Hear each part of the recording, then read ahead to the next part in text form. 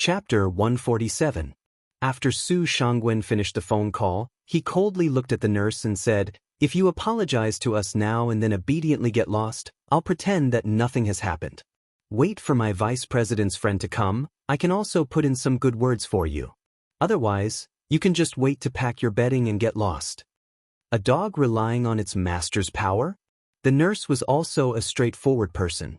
Upon seeing that Su Shangwen called a vice president, she immediately became furious. She didn't believe that the hospital's vice president could be more powerful than the president.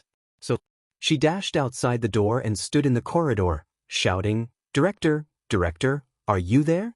Someone is causing trouble." The inpatient department's director's office was only 3 wards away from Su Lingyun's ward. Because the door was open at the moment, he was sorting out the documents. Upon hearing the shout from outside, his complexion immediately changed as he strode out of the office. It must be known. This was a VIP ward, and the patients who could stay here were either rich or noble. If any of them had an accident here, he would have to bear the consequences. What's going on? After seeing the nurse, the inpatient department's director's complexion greatly changed again. He recognized the nurse as the one responsible for taking care of Su Lingyun. The nurse loudly said, "Director, some people are causing trouble in the patient's ward. I told them to leave, but they threatened me and even acted arrogant and despotic in front of me. They even called our hospital's vice president surnamed Lu, wanting the hospital to kick me out. You have to give me justice. They bullied the patients and also bullied me." The inpatient department's director was angry. Although the troublemaker had called the hospital's vice president, he wasn't afraid at all. One must know who was protecting Su Lingyun. It was the president, who was the most powerful person in the entire Star City Chinese Medical Hospital. Naturally, it was the president. However, he was not a brainless person. He didn't want to easily offend a vice president. Therefore, he directly took out his mobile and dialed President Li Hongji's cell number. "Who is it?" Li Hongji's dignified voice came from the phone.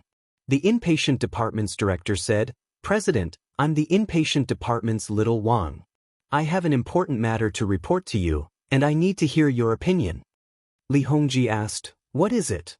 The inpatient department director quickly said, "President, I just received a report that someone is causing trouble in our VIP ward.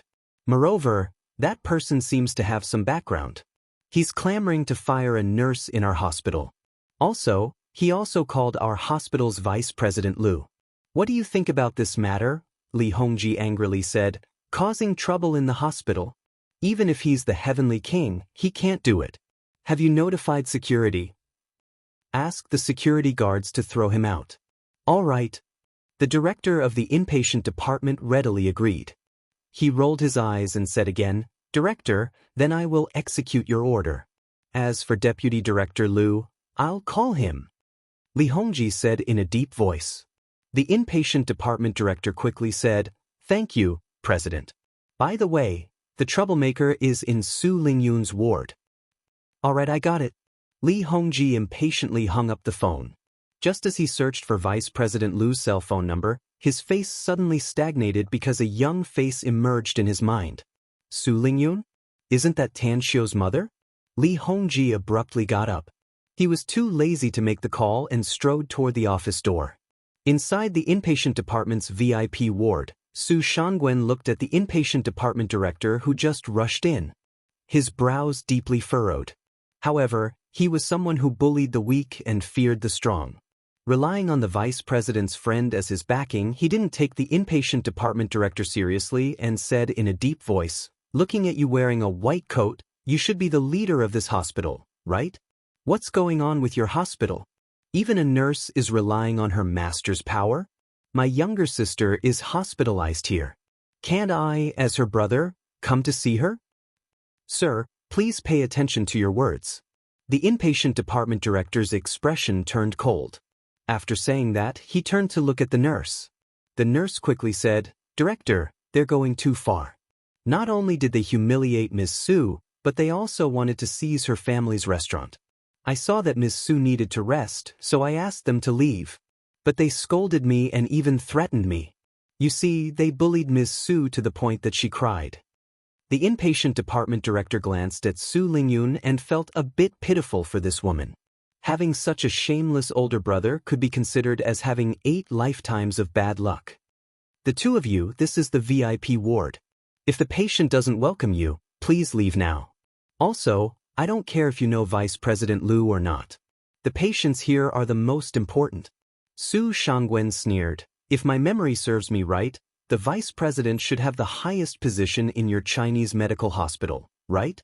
I'm afraid you don't have the qualifications to drive me away. If you have anything to say, wait until Vice President Liu comes. The inpatient department director indifferently said, I'm sorry, but I'm afraid you'll be disappointed. Vice President Liu is very busy. I'm afraid he has no time to come here. Su Shangwen frowned and coldly said, don't be too arrogant. Whether he can come or not is not up to you. I've already made a phone call to confirm it. He'll be here soon. I really want to see if you still dare to say such words when Vice President Liu comes. The inpatient department director sneered inwardly. He was too lazy to pay attention to Su Shangwen, who was pestering endlessly and took advantage of his power to bully others. He squeezed out a smile on his face as he came to the sickbed and asked about her well-being. Miss Su, you're injured now, so don't be too sad. As the saying goes, even if the sky collapses, there's a tall one to hold it up. Even if it's inconvenient for Mr. Tang to come, our hospital will not sit idly by. Su Lingyun stopped crying and nodded silently. Mr. Tang? Su Shangwen and Zhang Meiyun looked at each other with a confused expression. Who was this inpatient department director talking about? Was it Tan Xiu? This couldn't be true, right? Tan Xiu was just a student. Even if he had done something and had a relationship with the Long Group's boss, even if the Endless Virtue Pharmaceuticals boss was bewitched and thought that Tan Xiu was a capable person, but his true colors should have been revealed by now. Zhang Meiyun hesitated for a moment before she loudly asked, Director, who is this Mr. Tang you're talking about? Is it that little bastard Tan Xiu? On the sickbed, Su Lingyun was like an enraged lion as she angrily shouted, You're not allowed to scold my son. Get the hell out of here. Zhang Meiyun sneered, I scolded your bastard son, so what? He's just a lowly bastard born from his mother but raised by no father, yet you still shamelessly defend him. You're really sick in the head. Who's making trouble here? A loud shout came from outside the door as the security captain, Chen Tao, rushed into the room with 3 hospital security guards. The inpatient department's director looked at Su Shangwen and Zhang Meiyun with a disgusted expression as he said in a deep voice, It's the 2 of them. Drive them out. Beat them if they dare to resist. Throw them to the orthopedics department as long as they don't die. I'll take responsibility for this. Upon receiving the order, Chen Tao immediately grabbed Su Shangwen's collar and fiercely slapped his face. Then he dragged him out of the room like a dead dog. Stop! Vice President Liu, along with 2 middle-aged doctors, rushed over. When they saw the scene in front of them, they immediately became anxious and angry as they shouted. Chen Tao stared blankly for a moment. He knew Vice President Liu, but he didn't expect that a big leader like him would come here. After hesitating for a moment, he turned to look at the inpatient department's director and finally released Su Shangwen. Vice President Liu fiercely glared at Chen Tao. Then he squeezed out a smile and apologized, Boss Su, I'm really sorry. The quality of our hospital's security guards is not high. They even fought with you. You can rest assured about this matter. I'll deal with it seriously and give you a satisfactory explanation. When the inpatient department's director stepped out of the VIP ward's door and saw Vice President Liu rushing over, a surprised expression flashed in his eyes. He didn't understand why Vice President Liu still dared to rush over after the president had spoken. However, he still plucked up his courage and said, Vice President Liu, I hope you won't intervene in this matter. This couple is making trouble in the VIP ward and seriously disturbing the patient's condition.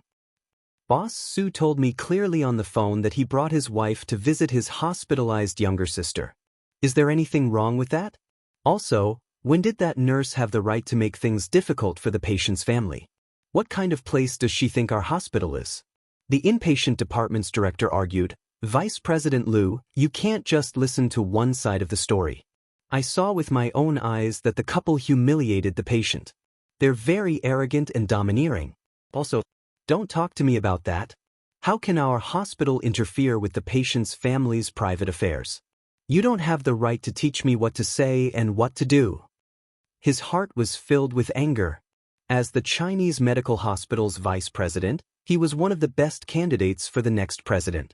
If there were no accidents, it wouldn't take long for him to become the president of the Chinese medical hospital. But at this moment, someone dared to challenge his authority, which made him understand the hatred in his heart. He absolutely wanted to punish the chicken to warn the monkey and erect a tough image for his candidacy for the president. Director Wang, I think you've been in the position of the inpatient department's director for too long. I think it's time for you to move. I'll personally report this matter to the president. I hope you're mentally prepared. Vice President Liu sneered. The inpatient department's director was silent for a moment and then slowly said, "You don't need to personally report it. I've already reported it to the president." That's right. As the inpatient department's director's voice faded away, a dignified voice sounded in the corridor. For leaders of the Chinese medical hospital arrived under the leadership of Li Hongji, and the one who spoke was none other than Li Hongji. Vice President Liu, you haven't become the president yet, but you're already showing off your power and prestige? An inpatient department's director is not someone you can dismiss, is it? At the very least, you have to be able to sit in my position one day. Director Wang has already told me what happened. I don't care what kind of relationship you have with the patient's family or what kind of interests you have. In our hospital, the patient is the most important. Recently, some people have been leaving bad comments in the book review and comment section, making Quiet Night particularly speechless. What makes Quiet Night most depressed is that the people who are insulting Quiet Night are those guys with 0 fan points, which seriously affects the mood of writing. Quiet Night just wants to quietly tell stories, and I really don't like to quarrel. Quiet Night can't guarantee that everyone will like my story, but it's fine as long as the people who like it like it. Anyway, I'm full of tears. Let's go out and drink some beer to relieve the boredom. Chapter 148. Vice President Liu's pupils shrunk. He didn't expect that this matter would make the president personally come here. Moreover, his attitude was very obvious. He was standing on the side of Director Wang, the patient. Damn it. This bastard Su Shangwen has caused me to suffer miserably. Vice President Liu secretly groaned in his heart, but a bitter expression was revealed on his face as he said, "President, this matter needs to be investigated clearly. I suspect that the nurse is stirring up discord. Even if there is some contradiction between the patient's family and the patient, perhaps they can resolve it with a few words. It's not a big deal." With a cold expression, Li Hongji said, "Even if there is a contradiction, get the fuck out of the hospital first. The patient is now hospitalized. Do you want to see the patient's condition worsen?" Vice President Liu was rendered speechless by Su Shangwen's words, and his resentment towards Su Shangwen deepened. Li Hongji looked at Su Shangwen and indifferently said, "You must be the patient's family member, right? I've seen ignorant people, but I've never seen someone as ignorant as you. The patient is your family member, yet you don't care about her physical condition and even hurt her even more. Is this the so-called behavior of a family member? Now, I declare it. Our hospital doesn't welcome people like you. I hope you can leave immediately. Otherwise, our hospital security guards won't just sit around and eat." After Li Hongji's arrival, Su Shangwen's heart had fallen to the bottom. Now that he heard Li Hongji's words, his whole body turned cold and a disbelieving expression appeared on his face. He couldn't understand why Li Hongji, the president of the Chinese medical hospital, would protect Su Lingyun like this. "Mr. Tang?" As Su Shangwen recalled the name the inpatient department's owner had just called him, a gurgling sound suddenly came out from his throat. He didn't believe that this Mr. Tang was Tan Xiu, because a young high school student didn't have the qualifications to make the Chinese medical hospital's president make such a big fuss. Was it because of Vice President Liu? Could it be that the president wanted to punish Vice President Liu, but he couldn't find the opportunity? Now, he wanted to use this matter to start preparing to punish Vice President Liu? If this was the case, then he was implicated by Vice President Liu? As Su Shangwen thought up to there, An apologetic expression immediately appeared on his face as he said, "President Li, I've long heard of your great name. You're the divine doctor of our Star City Chinese Medical Hospital. Vice President Liu and I are just ordinary friends. If he offends you, Dean, you can just punish him directly. Don't drag me into this. Su Shangwen, you bastard."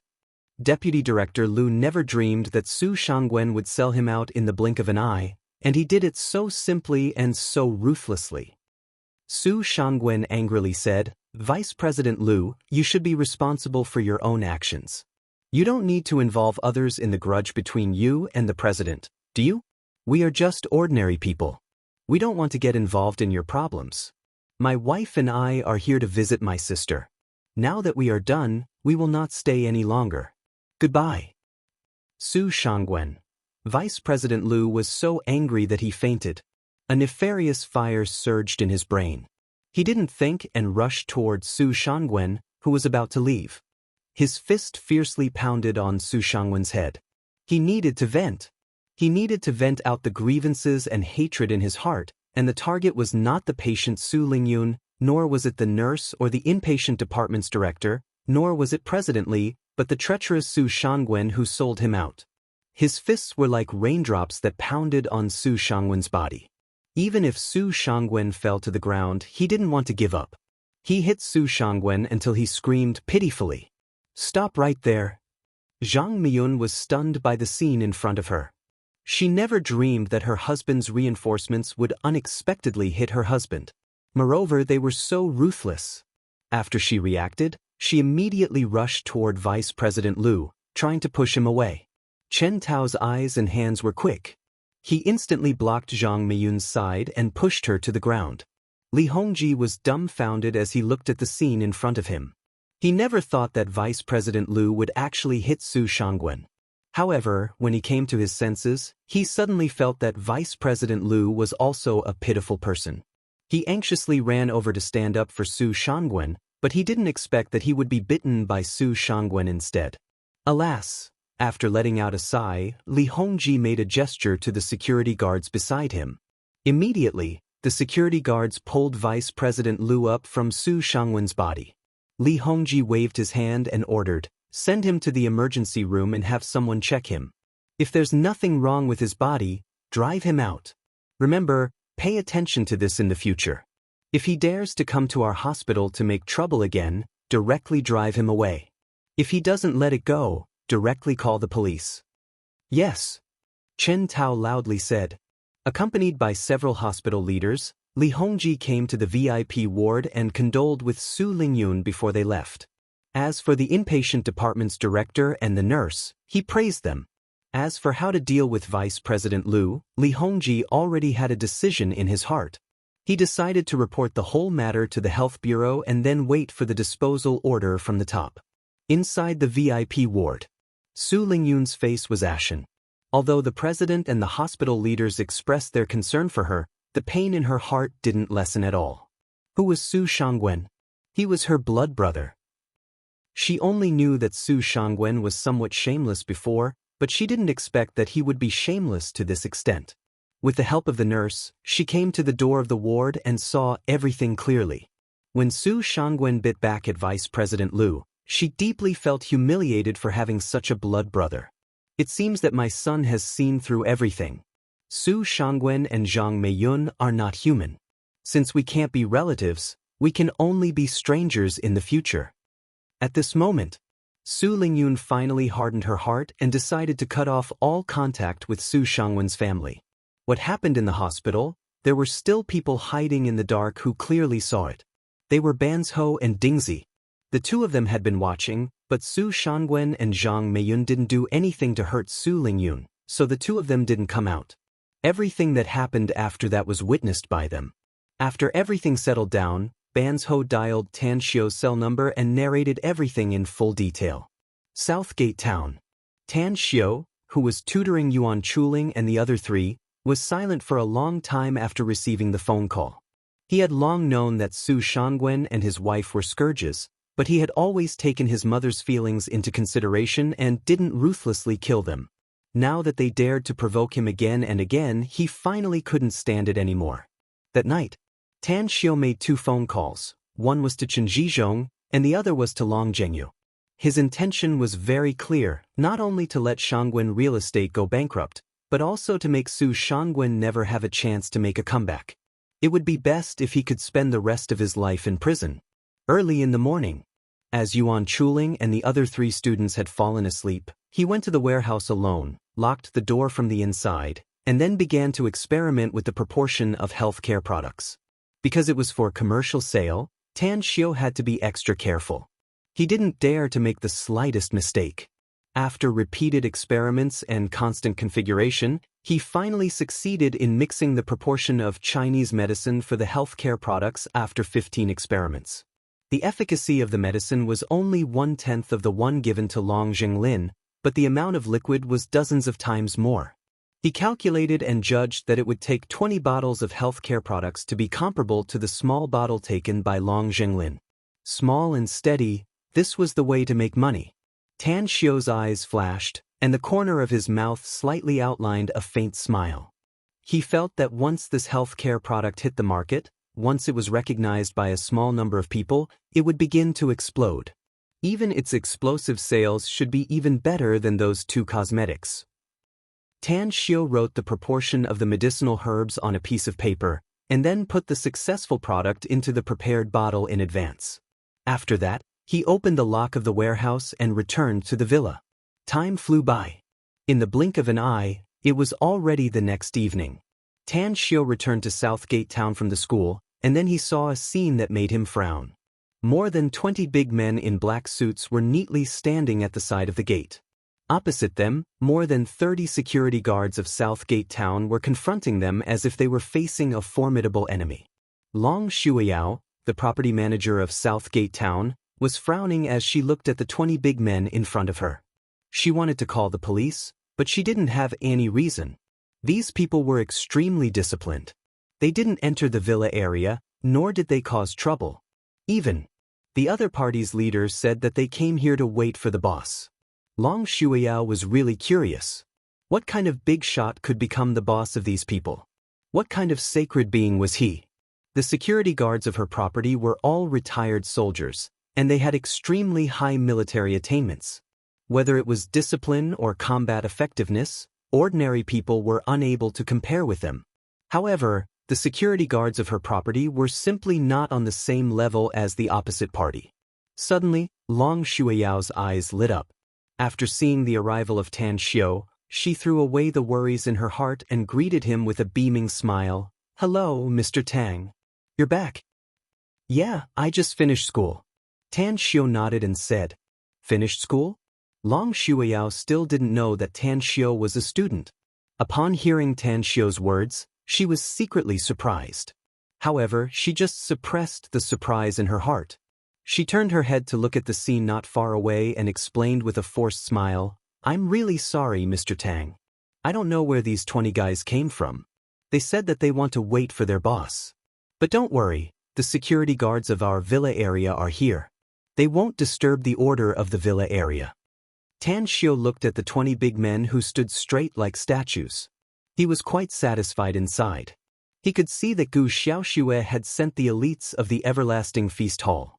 He retracted his gaze and looked at Long Shuiyao as he calmly said, "It's good that they won't disturb the order of the villa area. I'm their boss." Chapter 149. What? Long Shuiyao was dumbfounded. She stared blankly at Tan Xiao's tranquil face as stormy waves rose inside her heart. It was because she had never dreamed that those 20 big men turned out to be Tan Xiao's men. Who exactly was he? Long Shuiyao's curiosity toward Tan Xiao had reached an extremely high level. Ever since Long Zhengyu gave Tan Xiao the King Villa in Southgate Town, she had been a bit curious about Tan Xiao. Although they didn't get to know each other much, her curiosity toward Tan Xiao increased every time they met. She wanted to know Tan Xiao's identity and everything about Tan Xiao. Tan Xiao said, "They're my men, so I'll take them away. But I need to go back and change my clothes. Can I take them inside now?" All right, please." Long Shuiyao sobered up from her sluggish state and quickly replied. Tan Xiao nodded. He then walked to the front of the 20 big men and said with a deep voice, "The person you're looking for is me. Come with me." After that, he then walked towards Southgate Town without looking back. The 20 big men had seen Tan Xiu's photo and recognized Tan Xiu's identity at this moment. None of them uttered a word, nor did they whisper to each other. They were silent as they lined up neatly behind Tan Xiu and walked towards Southgate Town. They entered the villa's courtyard. Tan Xiu looked at the two neat teams and calmly said, "I'm Tan Xiu. I believe you already know that I've been to the Everlasting Feast Hall twice. I've been to the Everlasting Feast Hall twice, so perhaps some of you have seen me. Starting today, I'm your boss. My only requirement is that you obey my orders. My orders are above everything else. Can you do it?" "Boss." The 20 big men shouted in unison. Tan Xiu nodded with satisfaction and said, "I'll give you a welcoming dinner tonight. You'll be staying in Star City for a long time. Of course, I don't have time to manage you. I will hand you over to the general manager of my company. She will be fully responsible for your food, clothing, housing, and transportation. You will also have to listen to her arrangements." Long's dining hall. Tan Xiu called to reserve a private room, but was told that there were no rooms available. Tan Xiu had no choice but to call Chen Zhizhong and ask him to help reserve a private room. There was a clear distinction between people of high and low status. Tan Xiu did not care about this outcome. What he was interested in was not the present, but the future. As the saying goes, the river flows east for 30 years before it flows west for 30 years. The wheel of fortune changes. Perhaps in the future, when he goes to the Long's dining hall for a meal, they will treat it as a kind of honor. When Chen Zhizhong told Tan Xiu the number of the private room, Tan Xiu let the 20 strong men rush over first. He needed to take a shower and change his clothes. Moreover, he also had to bring along the health care products he had prepared last night, as well as the formula. When he saw Kong Xia in the evening, he had to hand over the 20 strong men and the things to her. Half an hour later, when Tan Xiu left the Southgate Town's gate, he was already being watched. However, Tan Xiu did not notice it as he directly took a taxi to the Long's dining hall. After entering the private room, he saw a strange expression on Kong Xia's face. Tan Xiu looked at the 20 strong men sitting in front of the long table as though they were stone statues. He then looked at Kong Xia's strange expression and said with a faint smile, "What's wrong? You're not satisfied with the people I found?" Kong Xia forced a smile and said, "It's not that I'm not satisfied, but I'm very satisfied. Boss, I've seen the best security guards in the world. Almost all of them are retired Special Forces soldiers from various countries. They have extremely high military attainments and strong individual combat ability. They can even puff out their chests to welcome death to protect their clients. However, those people seem to be a bit worse compared to these 20 people. Is it that outrageous?" Tan Xiu was surprised. "Absolutely." Kong Xia nodded. "I've observed them for a full 26 minutes and 30 seconds. They've been sitting here without moving. Even their eyes hardly blinked. If I hadn't seen them come in with my own eyes, I would have thought that they were dummies." Tan Xiu glanced at the 20 people and said with a faint smile, "Gentlemen, I'm giving you a welcoming dinner tonight as well as giving you some time to rest. You don't need to restrain yourselves, nor do you need to maintain such discipline. I've seen a lot of iron-blooded warriors. They have strict discipline on the battlefield and bravely kill the enemy. But when they rest, they drink wine and eat meat, feeling carefree and carefree." The eyes of the 20 strong men lit up at the same time. They looked at each other and immediately nodded. Then they got up and cupped their fists toward Tan Xiu and said, "Thank you, boss." Tan Xiu said with a smile, "Yen is my apprentice. She's trained you well. If you perform your duties faithfully in the future and get my satisfaction, maybe I'll let you embark on another path." "Another path?" The 20 big men's bodies trembled violently as fanatical looks appeared in their eyes. They were all personally trained by Gu Yen. She adopted them when they were 6 or 7 years old and trained them for 20 to 30 years. It could be said that they were Gu Yen's trusted subordinates. Likewise, they were also aware of Gu Yen's identity as an immortal cultivator. Immortal cultivation. The slow and solemn path of immortal cultivation was a solemn and stirring one. They were all iron-like men who had been trained by Gu Yen'er in extremely cruel and ruthless methods since childhood. Gu Yen'er had paid a great price to make them sneak into war-torn areas abroad to fight and survive there. They were even sent by Gu Yen'er to the vast isolated island to hunt fierce beasts. It could be said that their hands were stained with blood as they grew up, and killing had long been integrated into their bones. They were not afraid of death, loneliness, or a tragic and stirring future. They needed stimulation, passion, and blood to forge their future path. The mortal path. Their lifespan would increase, and their world would open a new chapter. They even hoped that one day, they could be like Gu Yen'er, riding a flying sword and traversing the 4 seas. "Thank you, boss." The 20 big men pushed the tables and chairs, knelt on one knee, cupped their fists and shouted. Their sonorous and powerful voices were deafening. Even though Kang Xia was experienced and knowledgeable, she was still shocked by the scene in front of her. In a trance, she seemed to see not 20 security guards, but the iron-blooded private army trained by Tan Xiu. "What are you staring at? Go arrange the food and wine." Tan Xiu looked at the dazed Kang Xiao and said with a smile. Kang Xia was like waking up from a dream. She quickly said, all right. I'll go." "No, I've already arranged the best food and wine in the Long's dining hall. They should be sent soon." "Have a seat," Tan Xiu said with a smile. "Don't restrain yourself today. Relax, drink, and eat. After today, everyone will be busy." It was a full 2 hours. Tang Xiu and Kang Xia accompanied the 20 big men who were eating and drinking to their heart's content. They watched them finish the 40 bottles of spirits, yet their faces were flushed and they weren't drunk at all. Tang Xiu and Kang Xia were secretly satisfied. Men who could drink were all good men. However, when everyone was ready to leave the Long's dining hall, Kang Xia paid the bill and came back with an ugly expression. After Tang Xiu inquired about the result, he learned that they had eaten nearly 2 million yuan for this meal. The magnificent Tang Corporation was currently short of money. Even though Kang Xia had seen a lot of money, she still felt pain in her heart. Near the Long's dining hall's entrance, Zhu Tianxiang and his 4 martial brothers were quietly observing the guests coming in and out of the Long's dining hall. Around them were dozens of hoodlums with concealed weapons. His fiancée and brother-in-law were beaten. This was undoubtedly a slap on Zhu Tianxiang's face, making him furious. "Senior brother, that kid has been inside for 2 hours. Even if they eat slowly, I'm afraid he'll be finished soon. Brothers, get ready. Once that kid comes out, we'll immediately take action. He dares to hit our future martial sister-in-law? He's really tired of living."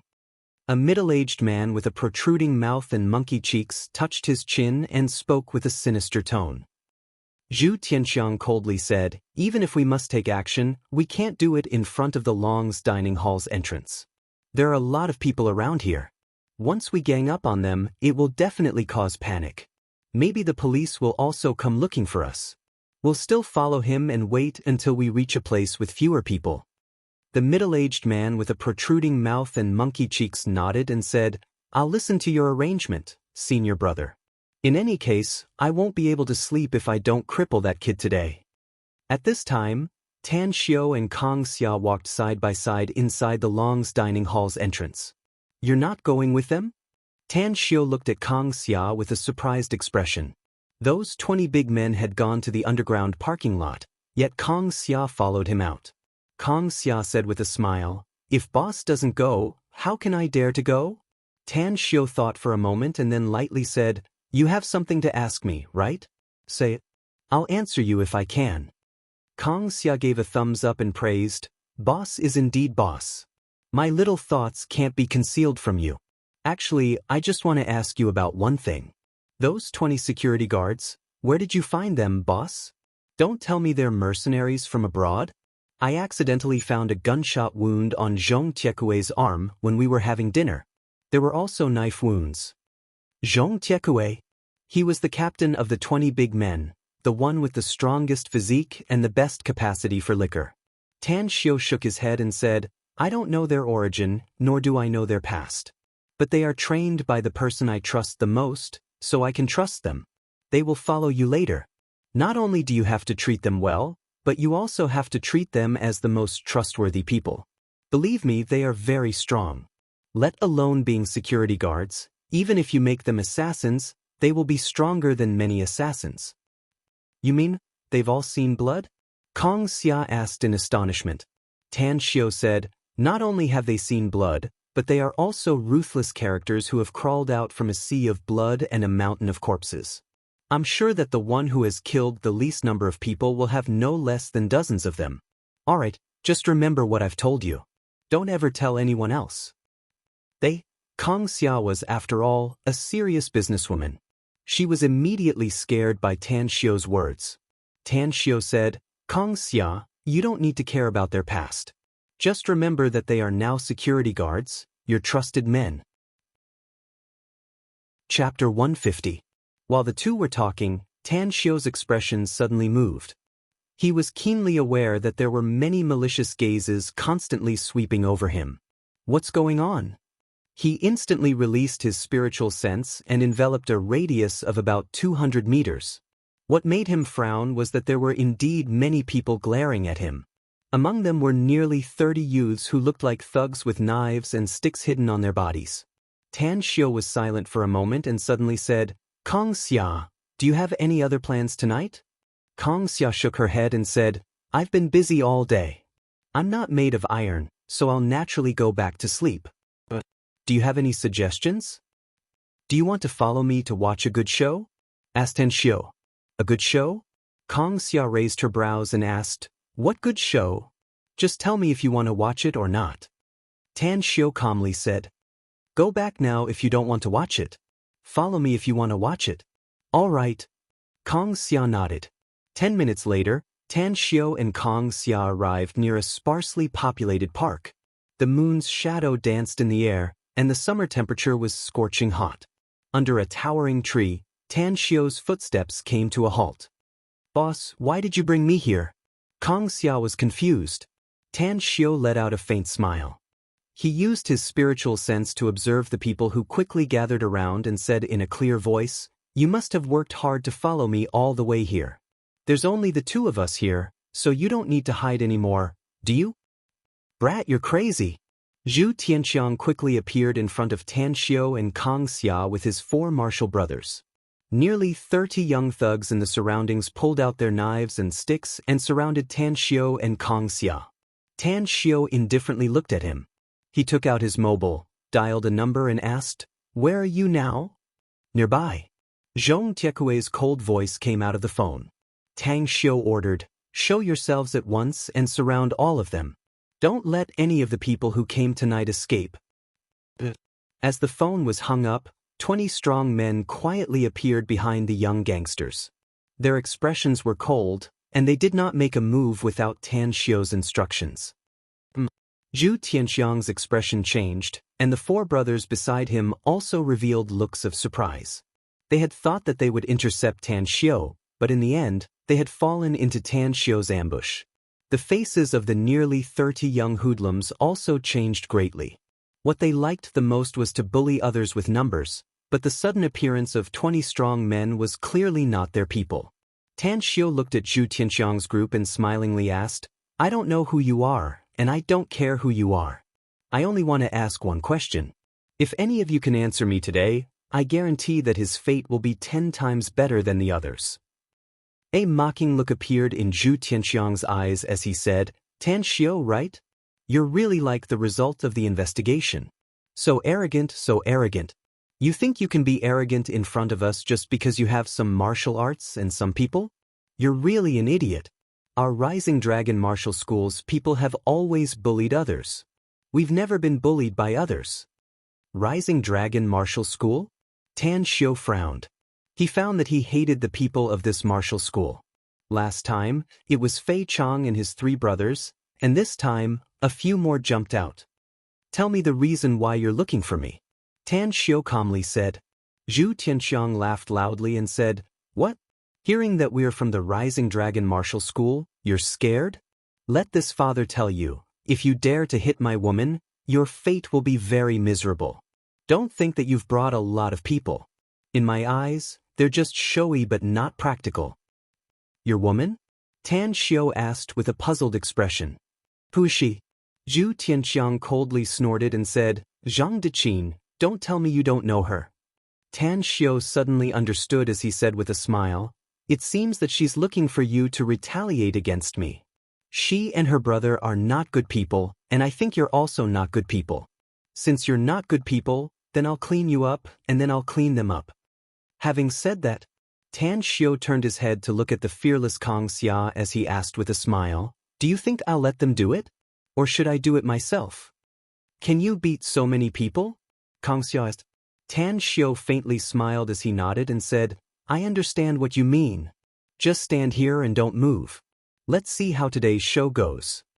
As his voice faded away, Tan Xiao's footsteps instantly sprinted out. In nearly a blink of an eye, he had already appeared in front of Zhu Tianxiang's group of 5, 7, or 8 meters away. His fist's attack route was extremely strange. In a flash, it had already hit Zhu Tianxiang's lower left rib. The moment his fist passed through, it didn't stop at all as it blasted another person's lower right rib. Arg! A heart-wrenching and lung-splitting scream came out from Zhu Tianxiang and another person's mouth. Fuck off! Another middle-aged man sensed Tan Xiao's kick and immediately raised his arms, attempting to push Tan Xiao's leg away. However, a crisp bone-cracking sound was heard as his shoulder was fiercely hit, and his body was instantly smashed to the ground. Bam! Bam! Tan Xiao revealed a grim smile as his moves were particularly fierce. In just 4 or 5 breaths, the 5 instructors from the Rising Dragon Martial School were all knocked down by him. His movements were as smooth as floating clouds and flowing water, and his lethality was extremely astonishing. The 20 big men's eyes slightly shrunk the moment Tan Xiao moved. Let's call it a day. Tan Xiao clapped his hands as he looked at Tan Xiao and asked with a smile, how was it? My performance was good, wasn't it? Kang Xia's eyes flickered as she raised her thumbs up and praised, you're so cool. I've never seen someone as powerful as you. Even those foreign boxers, and even the fighting scenes in the movies can't be compared to you. When you hit people, I had the illusion that you were displaying a kind of art to others. Tan Xiao couldn't help laughing and said, you're eloquent. No wonder you can become an elite in the business world. Kang Xia faintly smiled and said, Boss, you're overpraising me. That's right, what's going on here? These people said that you hit their woman, and they came to retaliate against you. I didn't have any grudges with them, Tan Xiao said indifferently, but that woman's younger brother is very arrogant. I taught him a lesson a few times, and he later harbored a grudge. That woman and Long Zhenyu had a bet, and I was the one who helped Long Zhenyu gamble. I even helped Long Zhenyu win against her. Therefore, I met that woman and her younger brother by chance 2 days ago, and I slapped her. I didn't expect that she would find someone to retaliate against me. Kang Xia suddenly understood and said, Boss, I know your character more or less. You don't seem to be the kind of person who would take the initiative to provoke others. It seems that that woman's mouth isn't ordinary. Tan Xiao smiled as he looked at the 20 to 30 young thugs whose complexions greatly changed. Then he shouted in a deep voice, beat all of them down for me. Remember to break one of their legs for me. If you don't learn good things at such a young age, then don't be a normal person in the future. The 20 big men replied in unison, and then pounced toward the 20 to 30 young thugs like wolves and tigers. Their attacks were fast, ruthless, accurate, and extremely lethal. In just half a minute, the 20 to 30 young thugs were all knocked down and had one of their legs broken. Tan Xiao looked at the young thugs who were wailing in pain on the ground, and then looked at Zhu Tianxiang, who was like a dead dog that he had beaten unconscious. Then he shouted in a deep voice, take the 5 of them and follow me. Immediately, 5 big men picked up Zhu Tianxiang's group of 5 and followed behind Tan Xiao toward their parked bus. The bus driver was an honest, fat middle-aged man. He could clearly see the scene of the fight from a distance. When Tan Xiao and the others arrived, he immediately stuttered and said, I'm the company's driver. Your matter has nothing to do with me. Tan Xiao said indifferently, this matter has nothing to do with you. You're responsible for driving. If you think our behavior is violent, then you can quit your job tomorrow. The fat driver quickly said, "No, no, no. I'm very satisfied with this job." "I'm afraid." Tan Xiao interrupted him and said, "Join the magnificent Tang Corporation. You're a part of the company, so you don't need to be afraid. We don't take the initiative to bully others, but if others bully us, we can't swallow our anger and endure it." "Well, do you know where the Rising Dragon Martial School is?" The fat driver asked with a puzzled expression. "Do you want to go to the Rising Dragon Martial School?" "I know where it is, but apart from the main martial school, the Rising Dragon Martial School also has 2 branches. Which one do you want to go to?" "The main martial school." Tan Xiao replied without hesitation. Kong Xia, who had been following beside Tan Xiao, heard Tan Xiao's words. She asked with a confused expression, "Boss, why do you want to go to the Rising Dragon Martial School?" Tan Xiao said indifferently, "I'm going to settle the account with their martial school. Otherwise, people from their martial school will find trouble with me again and again. I'm very annoyed. It's better to take advantage of today's opportunity to settle them all." Kong Xia hesitated and said, "Is this also part of tonight's drama?" "That's right," Tan Xiao said calmly. The Rising Dragon Martial School's main martial school was located in the West District of Star City. It was a bustling area with high-rise buildings and endless streams of traffic on the streets. In the night, the city was like a shining dragon. Today, Jiang Feng was very happy because his old friend, whom he hadn't seen for many years, had come to visit. After eating and drinking to their heart's content, they even made a few moves, which proved that he was not old yet. His old friend's martial art was very good, especially his pair of Tan Tue Kung Fu, which had been practiced to the acme of perfection. Yet he was still defeated by him. "Old Yang, this brother's martial art hasn't fallen, right? In the past, I relied on this martial art to create the Great Northwest, and the number of people I defeated was innumerable. But you, although you've made great progress, you still can't surpass me." Jiang Feng stroked his grizzled beard as he spoke with a smiling face. Chapter 151. Yang Xinyu, who was sitting opposite Jiang Feng, was also over 70 years old, but he was still full of spirit and had a radiant appearance. Even if he lost to Jiang Feng in martial arts, he didn't care. "You old man, you're already so old, yet you still look so spirited. It's normal for me to lose to you. You're hailed as a martial arts prodigy. You've been gifted since you were young, so it's not shameful. It's not shameful to lose to you." Jiang Feng laughed and said, "This is called old but not old at heart. Speaking of which, I haven't seen you for many years. When we were drinking before, I never had the chance to ask you. Why did you come to Star City this time?" Upon hearing Jiang Feng's inquiry, Yang Xinyu's complexion instantly turned serious as he spoke with a sinking tone. "A few days ago, I heard that a young divine doctor appeared in Jingmen Island and cured a girl with a strange disease. It was said that many famous doctors in the country could not cure the girl's strange illness. I hurried to Jingmen Island, but it was empty. Later, after asking around, I heard that the young miracle-working doctor is from Star City. Why are you looking for that young divine doctor? Could it be that someone is seriously ill?" Yang Xinyu forced a smile and said, "It's that old woman of mine. She had been a vegetarian and prayed to Buddha all her life. She had thought that she would be blessed by the gods as she grew older. Who would have thought that she would forget to close the door when she went to sleep? The strangest thing was that not only did she suffer from a stroke, but she also contracted a strange disease. She kept shouting in her coma that she had seen an immortal. Therefore, I personally rushed to Star City to find that young divine doctor and ask him to treat my family's old woman." Jiang Feng suddenly understood and said, "How much do you know about that young divine doctor?" "I've been in Star City for decades. Whether it's my contacts or information network, they're very good. Maybe I can help you find him."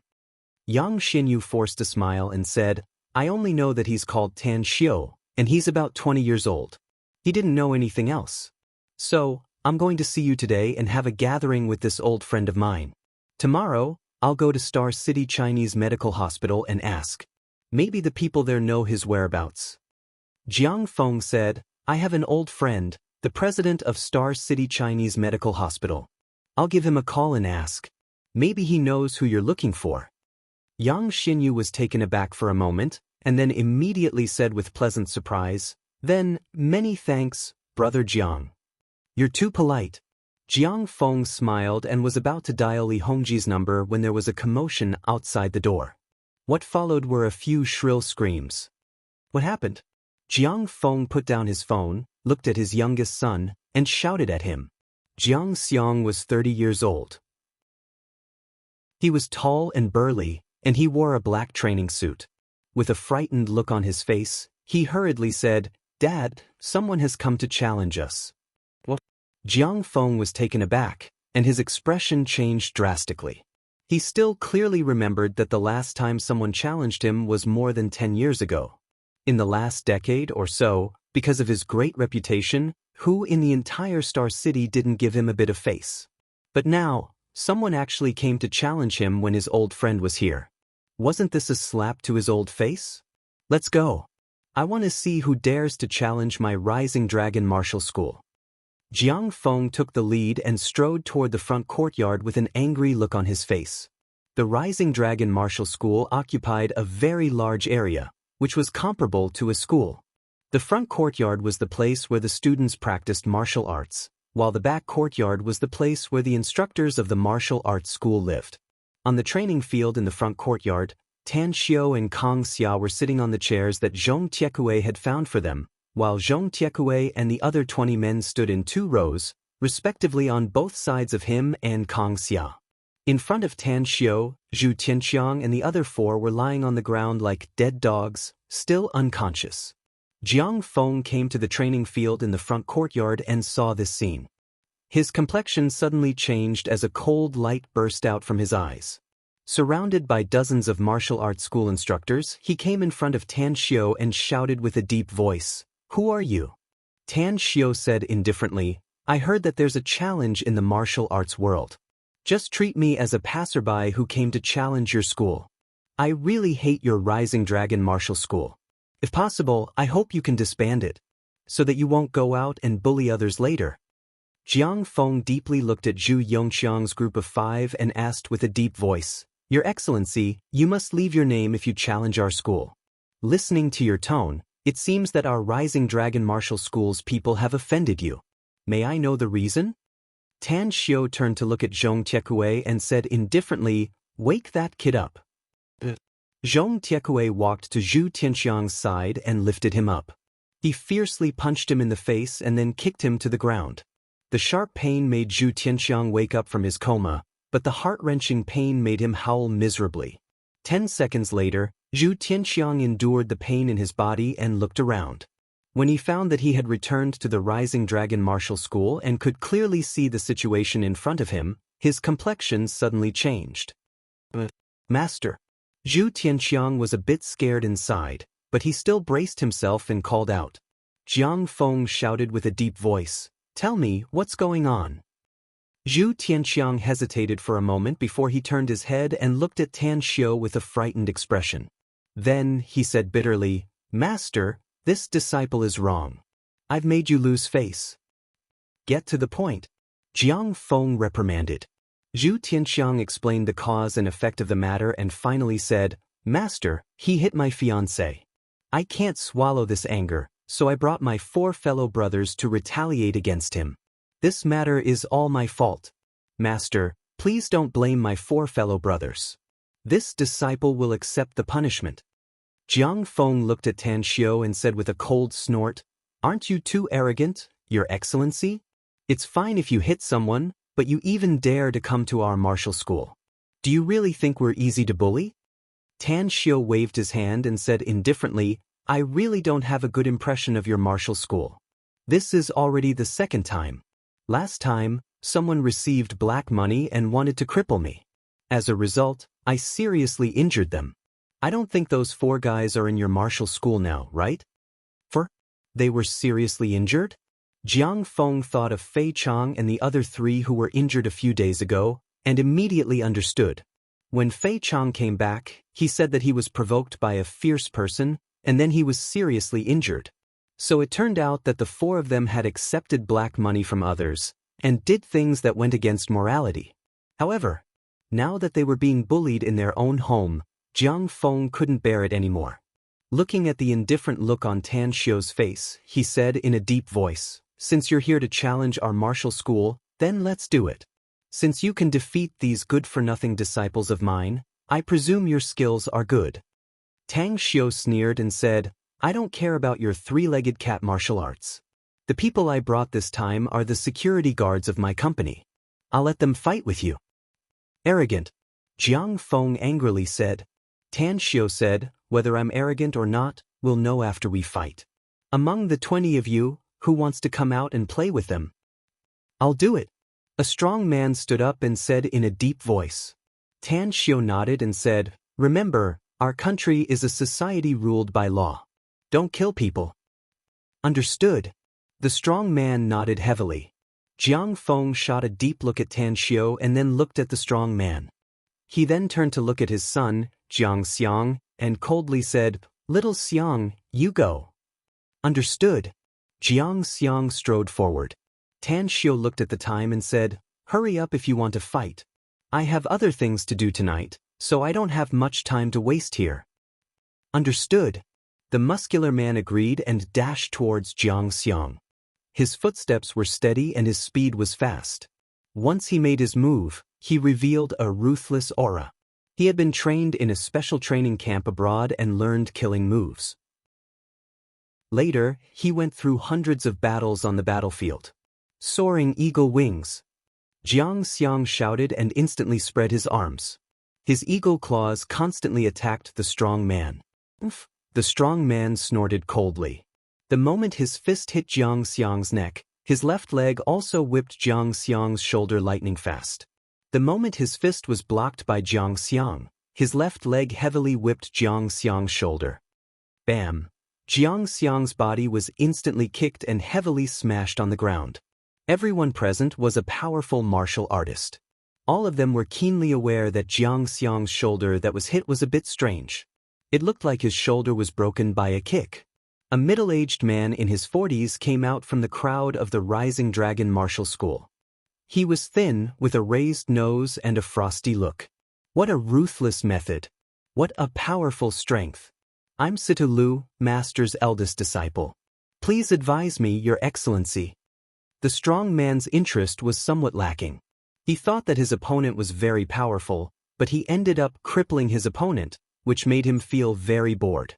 Moreover, his boss had ordered him not to take his opponent's life. Otherwise, he wouldn't need to go through so much trouble. He could have killed Jiang Xiang in half a second. Tan Xiu lightly said, "Since they want to play, then accompany them to play. Tell 10 of them to come forward. If 10 people from the Rising Dragon Martial School can beat you, I'll give them some face today." "Arrogant," Jiang Feng angrily shouted as he spoke with a sinking tone. "Brat, you still haven't reported your name." Tan Xiu pointed at the strong man and said with a faint smile, "Send 10 people. If they can defeat him, I'll satisfy your curiosity. Otherwise, your Rising Dragon Martial School will disappoint me too much. Telling you my name is the same as asking for humiliation." Jiang Feng laughed out of extreme anger as he repeatedly said, "Good, good, good. You really have a big tone. Such being the case, I'll satisfy Your Excellency's request. 10 people, go up and knock him down for me." In an instant, 10 instructors of the Rising Dragon Martial School rushed to the vicinity of the strong man and surrounded him. Excitement flashed in their eyes, as if the strong man was a lamb waiting to be slaughtered. The strong man's spirit was also raised as a bloodthirsty light flashed in his eyes. He knew that Tan Xiu still had something to do, so he was too lazy to say anything and took the lead to launch an attack. Today's 4th chapter has been released. In the afternoon, the comments section of the book have been flooded. All of them are hurling abuse at Jing Yi. Jing Ye's glass heart has been broken, but he still clenched his teeth and persisted until the 4th chapter. I implore my brothers and sisters to comfort him. Finally, I wish my brothers and sisters a happy Dragon Boat Festival. Chapter 152. In order to express our gratitude to the Union Master for his support, we're going to break 10 chapters today. Brothers and sisters, please follow up with your monthly votes. Silent Night Courthouse. The 10 instructors of the Rising Dragon Martial School were like fierce tigers. They had good experience in actual combat. Their punches and kicks crisscrossed as they greeted the stalwart man. Jumping clowns. The stalwart man was fearless in the face of danger. He didn't even have the intention to dodge. He fiercely punched the person in front of him and sent him flying. Then, his figure instantly pounced to the right and used his fists and elbows to send another person flying again. Tan Xiao, who was sitting on the chair, turned his head to look at Kong Xia and said with a light smile, "How about it? Their strength is not bad, right?" Kong Xia turned her face and raised 4 fingers, saying, "He had 4 chances to kill his opponents. I clearly saw a blade appear in the gap between his fingers, but he changed the direction of his attack the moment he tore his opponent's body." "You can see it clearly?"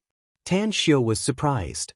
"My eyesight is 5 times that of an ordinary person," Kong Xia said with a proud smile.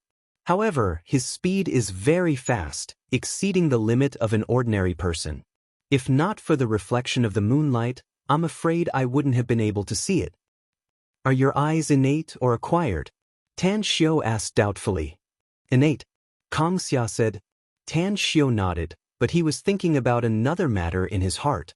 He once met a genius in the immortal world who cultivated an eye technique. His eyesight was 10 times better than an ordinary person. In just 1,800 years, he became the famous heavenly pupil great emperor in the immortal world. Kong Xia's eyes were really like that heavenly pupil great emperor's. She could undergo a specialized eye technique cultivation. While the two of them were talking, the stalwart man had already beaten up the 10 instructors of the Rising Dragon Martial School. Although he didn't take their lives, he was very ruthless. The 10 instructors either had their arms or legs broken, and their screams echoed in the martial arts field. Tan Xiao looked at the flushed Jiang Feng and lightly said, "You've hit the young one. Isn't it time for the old one to act? I heard that you're very strong. I'll get someone to play with you." Jiang Feng took a step forward and sneered. "I've stepped into the martial Dao Grandmaster realm more than a decade ago. If you think your man can defeat me, then let him come."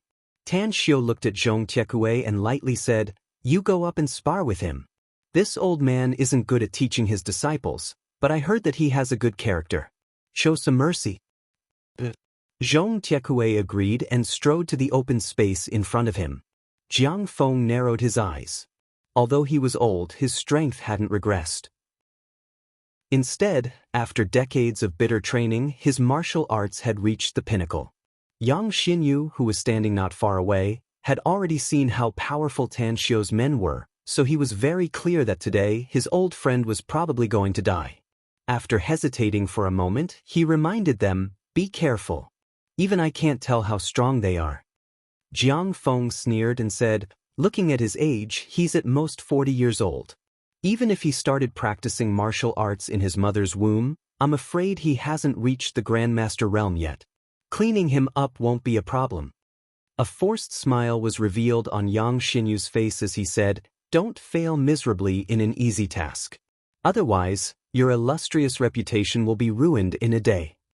Upon hearing this, Jiang Feng immediately turned cautious. Tan Xiao looked at Yang Xinyu and lightly asked, "You shouldn't be someone from the Rising Dragon Martial School, right? If you're not, then shut your mouth." Yang Xinyu looked at Tan Xiao, shook his head and sighed. "Young people these days really don't know how to respect the old and cherish the young. I hope your men have some ability, else you'll lose today." At the side, Yu Tianqiang, who had been helped up, suddenly shouted, "Master, the most powerful one is not the guy in front of you, but the one sitting there.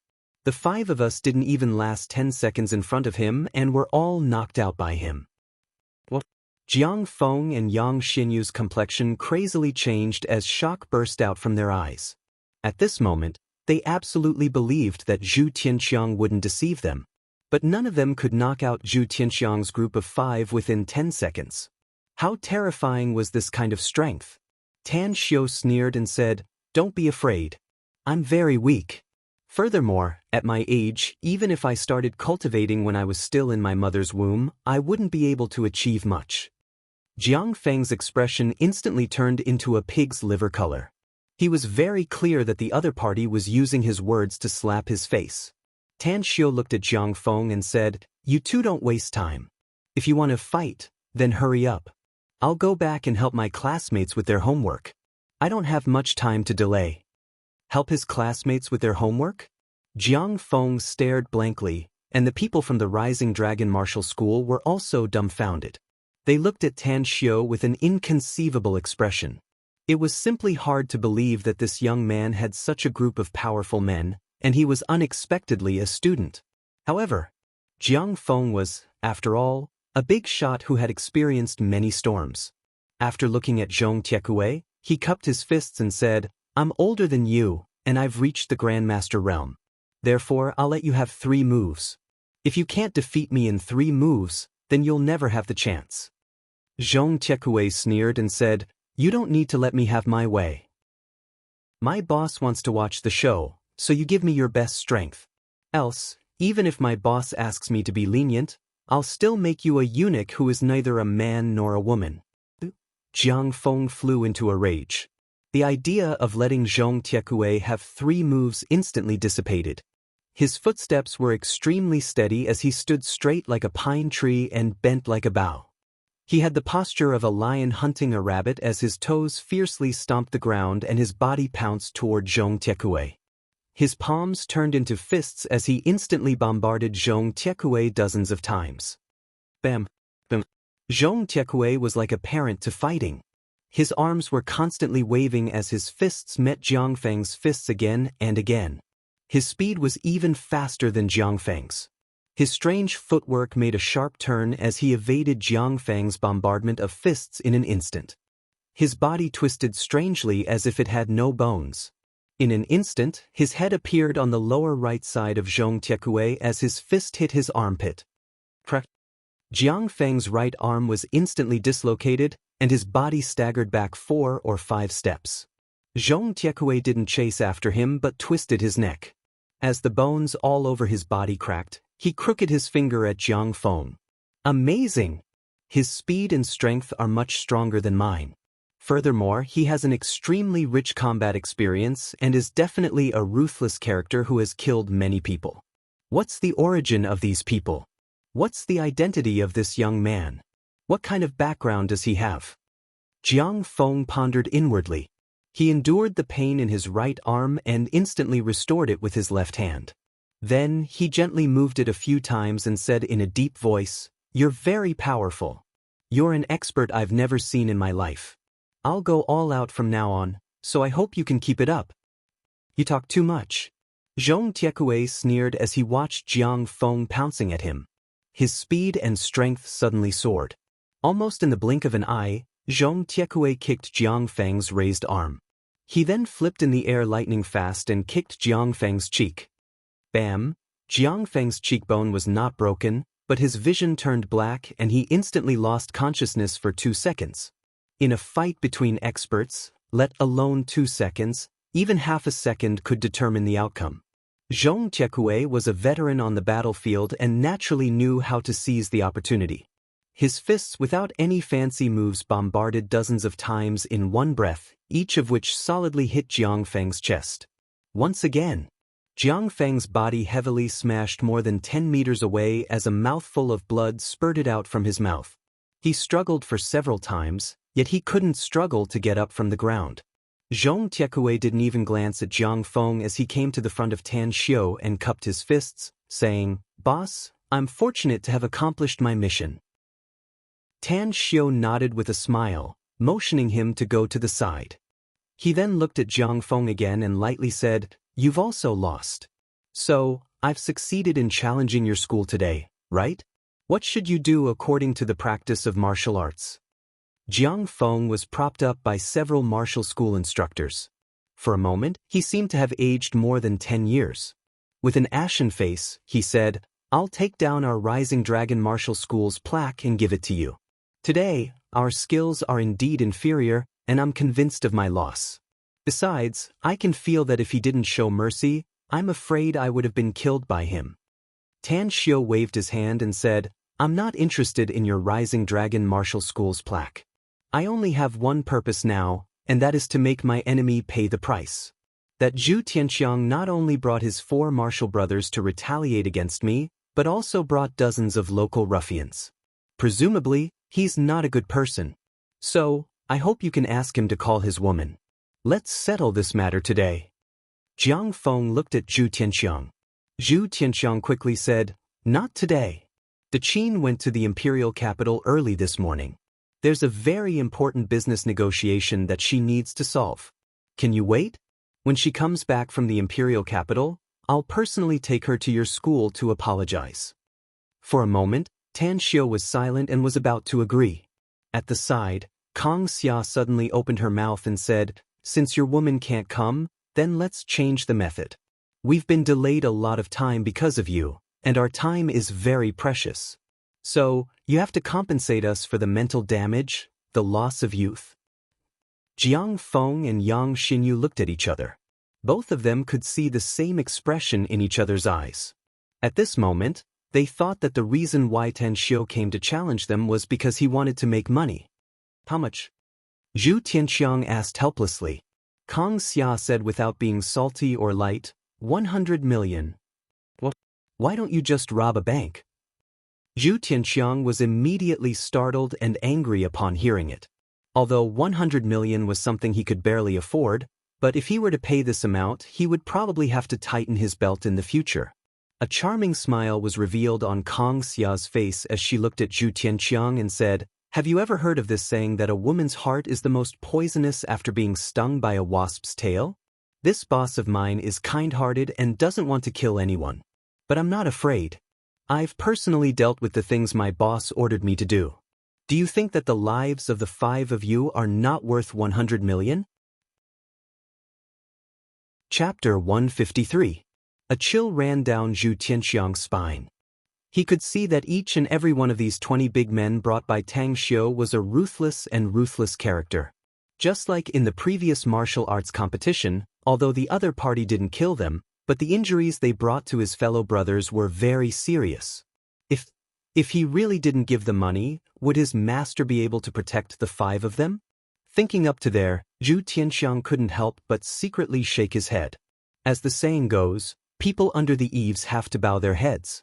He had no other choice but to spend the money to avert the disaster. "I'll give it to you." Kang Xia applauded and smilingly said, "A wise man submits to circumstances. Money can be earned again, but there's nothing left if people are gone." Zhu Tianxiang's complexion turned ashen as he endured the pain and said, 100 million is not a small amount for me. You need to give me some time. Once I've collected the money, I'll immediately send it to you." Kang Xia's complexion changed as she indifferently said, "Do you think we're 3-year-old kids? Are you that gullible? I'll give you half an hour. If you haven't handed 100 million to our boss within half an hour, you don't need to collect the money." Zhu Tianxiang opened his mouth and looked at Jiang Feng for help. Jiang Feng sighed inwardly. He knew that if he couldn't satisfy Tan Xiu today, this matter wouldn't end well. Immediately he slowly said, "I'll pay the money. Let's call it a day." Tan Xiu glanced at Kang Xia with a strange expression, secretly admiring this woman's cleverness. Although she was just a fox borrowing the tiger's might to blackmail them, the effect was really effective. She even moved her lips and unexpectedly got 100 million. Originally, the magnificent Tang Corporation's development still lacked a lot of funds. But with this 100 million, he believed that it would be able to solve the urgent need. "Kang Xia, just give them an account. I don't think they dare to deceive me. Let's go. I've wasted too much time today. I don't know if those guys are still waiting for me." Tan Xiu got up and no longer looked at Jiang Feng as he strode toward the door. Jiang Feng's expression moved and asked aloud, "You haven't told me your name, mister." "Tan Xiu, tell your people not to provoke me again. Otherwise, I don't mind killing all of you," Tan Xiu said as he walked. "Tan Xiu. Jiang Feng, remember this name." On the side, Yang Xinyu looked at the back of Tan Xiu with a complicated expression. He did not think much about this name. He was very curious about this young man called Tang Xiu. What was his origin? Not only did he have 20 subordinates with extremely high attainments in martial arts, but his own strength should also be very terrifying. A few minutes later, Only the people from the Rising Dragon Martial School were left on the martial arts field. Jiang Feng walked to the place where Tan Xiu was originally sitting and sat down. He looked up at Zhu Tianqiang and spoke in a deep voice. If it was a normal martial arts competition, I wouldn't blame you for being inferior to others. However, you actually formed a gang to take revenge on him. This matter cannot be left unsettled. I'll pay 100 million for the 5 of you. But from today onwards, you are no longer my apprentices, nor are you people of the Rising Dragon Martial School. If you dare to use the name of the Rising Dragon Martial School to commit crimes, I'll personally kill you without the need for others to act. Alright, wake the 4 of them up and then get the hell out of here. Master, Zhu Tianqiang's complexion changed as he involuntarily cried out in alarm. Jiang Feng angrily shouted, "Shut up! I'm no longer your master. You don't need to beg me. I'm done with you. Get the hell out of here." Zhu Tianqiang's lips squirmed a few times before he finally lowered his head in despair. He heavily kowtowed 3 times in front of Jiang Feng and stood up with a limp. He walked to the side of the 4 unconscious fellow apprentices, woke them up, and then left. Jiang Feng looked at the disciple beside him and spoke in a deep voice. "Send someone to find Fei Chang and the other 3. Tell them that even if they are at the edge of the sky, they must come to see me first." The disciple complied and called his fellow apprentices to leave quickly. Looking at Jiang Feng's angry expression, Yang Xinyu secretly sighed. He then gently patted his shoulder and said with a forced smile, "There's always someone better than you out there. We all know this saying. Although I don't know how that young man and his underlings train, but their strength is really strong. So, if the other party is willing to stop here, then let's solve them as soon as possible." Jiang Feng nodded and helplessly said, "I indeed met a ruthless character today. My loss is not unjust. But why do I feel that name is somewhat familiar?" Yang Xinyu was confused and asked, "What name?"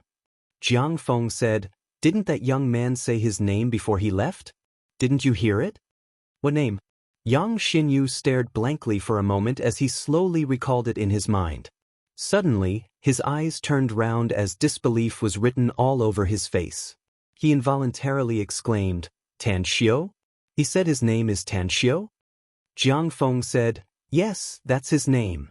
Yang Xinyu blinked his eyes. He didn't say anything as he quickly chased outside the courtyard's gate. When he sprinted outside the gate, he found that there was no trace of Tan Xiu and the others. "What's going on?" Jiang Feng asked with a confused expression. Yang Xinyu forced a smile and said, "Do you still remember what I told you before? The purpose of me coming to Star City is to find a young divine doctor named Tan Xiu. That young man is called Tan Xiu, and he's about 20 years old. If my guess is correct, I'm afraid he's the one I'm looking for." "It's him." Jiang Feng looked at Yang Xinyu with a dumbfounded and disbelieving expression. Yang Xinyu said, "It should be right. Don't you know the president of Star City Chinese Medical Hospital? Try calling him and see if he knows about this Tan Xiu. If he knows, why don't you ask Tang Xiu what he does?" "Alright." Jiang Feng dialed Li Hongji's cell number. After exchanging some greetings, he asked, "Old friend, I'm actually calling you because there's something I want to ask you." "Say it." Li Hongji's voice came out of the phone.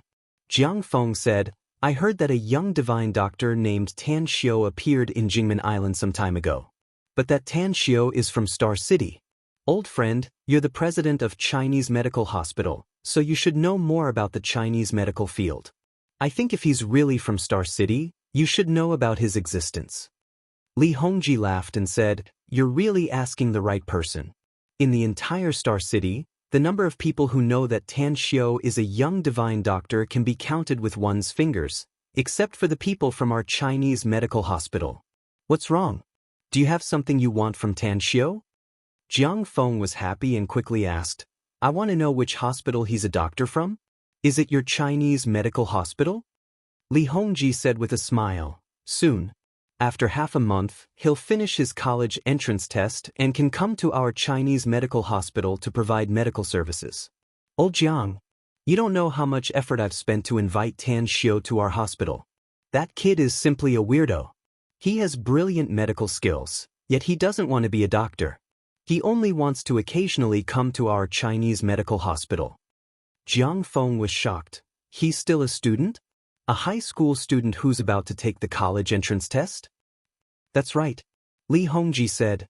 Jiang Feng hesitated for a long time before he asked in a low voice, Old Jiang, do you know how to contact Tan Xiu? I have a friend who wants to find him and ask him to treat a patient. It's fine. I'll give you his cell number later. But you tell your friend not to give his private number to anyone, else that kid will get angry. Li Hongji urged. All right. Thank you, old friend. I'll treat you to a drink some other day. No problem. After hanging up the phone, Jiang Feng looked at Yang Xinyu and said with a forced smile, It seems like you guessed it right. He's indeed the young divine doctor, Tan Xiu. Offending a doctor, especially a young divine doctor, was something Jiang Feng was very unwilling to do. Regarding today's matter, he suddenly had a feeling that it was like an undeserved calamity. Yang Xinyu said with a helpless expression, It seems like I've caused a big trouble for interrupting today. I don't know anything about that kid's temperament. If I were to take the liberty to visit him, I'm afraid he wouldn't even look at me. Jiang Feng said with a bit of an apologetic expression, Old friend, I'm sorry this time. If it really doesn't work, I'll throw away my old face and personally visit him. No matter what condition he has, I'll try my best to satisfy it. Yang Xinyu shook his head and said with a helpless expression, Think about it again. Jiang Feng's expression suddenly moved as he quickly said, When I was chatting with Li Hongji, he revealed a piece of news to me. He said that Tan Xiu is going to take the college entrance test in half a month. After the test is over, he will go to Star City Chinese Medical Hospital to provide medical services. Why don't you pick up your wife? We'll find out which day he will go to the Chinese Medical Hospital to provide medical services. What do you think? Yang Xinyu's eyes lit up as he immediately nodded heavily. That's a good idea. If he can cure my wife, I'll prepare a big gift for him. After Tan Xiu and Kang Xia left the Rising Dragon Martial School with 20 strong men, they took a bus and rushed to the dormitory prepared by Kang Xia in Southgate Town. On the last row of seats, Tan Xiu smelled the faint fragrance coming from Kang Xia's body. A curved arc was outlined on the corner of his mouth as he said with a smile, Today's show is good, right? Not only you don't need to buy a ticket, but you can also get 100 million yuan. Kang Xia said with a charming smile, It's indeed good. Having a boss like you really makes me happy. How about we not open a company in the future? You take me to see the show every day, and I'll ask for money every day. Tan Xiu was at a loss whether he had to laugh or cry as he said, Do you think you can encounter this kind of thing every day? People nowadays are all shrewd monkeys. It's very difficult to meet such a sucker. Besides, I'll be annoyed to death if someone comes to make trouble for me every day. A smile blossomed on Kang Xia's face as she said, It's indeed annoying, but it's also a kind of pain and happiness, right? Earning 100 million a day, not only can you become the country's first down payment, you can also become the richest man in the world in 3 to 5 years. At that time, even Bill Gates will have to look up to you, right? Chapter 154. Tan Xiu snappily said, Bill Gates's money is much more than that. Anyways, let's not talk about this anymore. I've given you the formula of the healthcare products. I'm going to do my best to deal with the college entrance test. Don't disturb me if you have nothing to do. Kang Xia rolled her eyes at Tan Xiu and snorted, I've never seen a boss like you. She directly waved her hand. But don't you feel happy that such an outstanding beauty like me is looking for you? Tan Xiu touched the bridge of his nose and said with a smile, Someone once said that a woman's heart is the most poisonous. Just like a flower, the more beautiful and charming it is, the more poisonous it is. I don't want to take drugs at such a young age. Kang Xia couldn't help but burst into laughter. She never knew that Tan Xiu's eloquence turned out to be so good. The more contact she had with Tan Xiu, the more she found Tan Xiu to be mysterious and interesting. Her eyes turned and she suddenly approached Tan Xiu. Her sensual red lips were very close to Tan Xiu's ear, and her warm breath was sprayed on Tan Xiu's ear.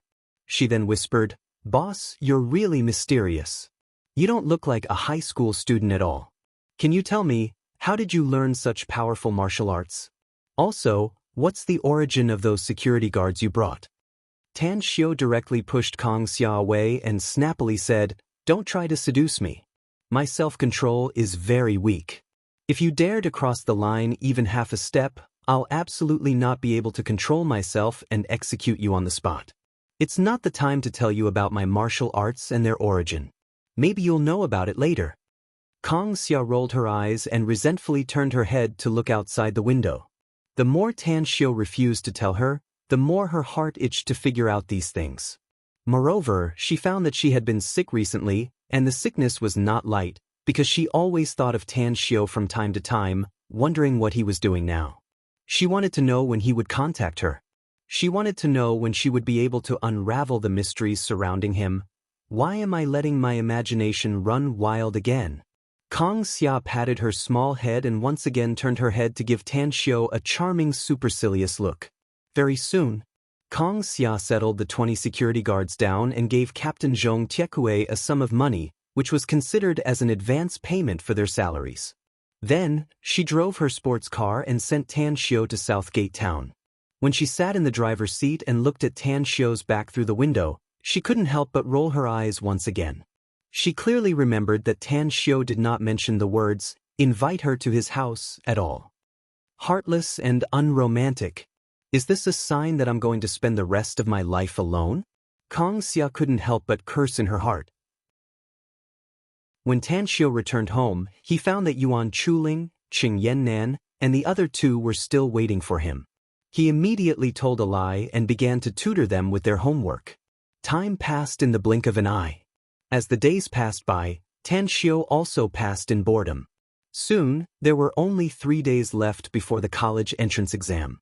To Tan Xiao's satisfaction, his mother had been discharged from the hospital, and the size of the family's restaurant had not only expanded by several times, but the decoration was also more luxurious. Moreover, his mother had decided to reopen the restaurant on the second day after the college entrance exam. These days, he carefully guided Yuan Chuling, Qing Yannan, and the other two in their studies, making their level advance by leaps and bounds. Tan Xiao was sure that if they were to take the exam again, their scores would certainly be greatly improved. As for the extent to which they could improve, he didn't know. On Qin Zhizhong and Long Zhengyu's side, there were also various news. For example, Qin Zhizhong and Long Zhengyu had joined hands to set up a trap, and they had lured Su Shangwen into it. He believed that it wouldn't be long before Shangwen Real Estate would go bankrupt, and Su Shangwen would also go to jail. As for Long Zhengyu, Chu Yi, Bai Tao, and Ouyang Lulu, the preliminary preparation for the development of the building had also been completed. Tan Xiao had carefully drawn the overall planning and architectural drawings to them. As for how they would operate and how they would construct it later, that was their business. Xingxing City No. 1 High School. In the classroom of Class 10, Tan Xiao was silently cultivating. As time passed by, his cultivation had been rapidly progressing. Every day, he absorbed the power of the stars, making his star force more vigorous. He was confident that if he maintained this speed, it wouldn't be long before he could reach the peak of the skin-strengthening stage. At that time, he could even sprint to the next stage. "Tan Xiao, Miss Han is looking for you." Qing Yannan came back from outside the classroom. Upon seeing Tan Xiao, she directly said. Tan Xiao raised his head and asked with a confused expression, "Why is she looking for me?" Qing Yannan said, "It should have something to do with us. She asked us to come to school 2 hours earlier today. You know about this matter. After we came to school, she gave us 2 test papers, one for mathematics and one for foreign language. After we finished the test, she didn't tell us the score and just asked me to call you to her office." Tan Xiao slowly stood up. He then touched the sleepy Yuan Chuling and asked, "How was your test this morning?" Yuan Chuling pursed his lips and snorted, "Not bad. I feel that it's much easier than the previous test papers. Miss Han is looking for you, so hurry up and go. Don't disturb my dreams." Tan Xiao was rendered speechless. After leaving the classroom, he directly went to the office. Seeing that there was only Han Qingwu in the office, he chuckled and said, "Miss Han, is there something you need from me?" Han Qingwu's mood was obviously good. She waved to Tan Xiao and said with a smile, Tan Xiao, you really don't show your true colors. I originally thought that Yuan Chuling and Qing Yannan could only improve their results a little bit after you gave them supplementary lessons. In the end, I asked the 4 of them to do 2 sets of test papers this morning. Guess what their results were? Tan Xiao confidently said, it's definitely good. Otherwise, you would have already criticized and educated me with a face full of anger. Han Qingwu smilingly scolded, you stinking brat. Am I that unreasonable? But your guess is correct. The results of the 4 of them really improved by leaps and bounds. One of the math questions was an Olympic question. It was extremely difficult, but all 4 of them managed to solve it, and their answers were correct. Those who believe in me shall have eternal life.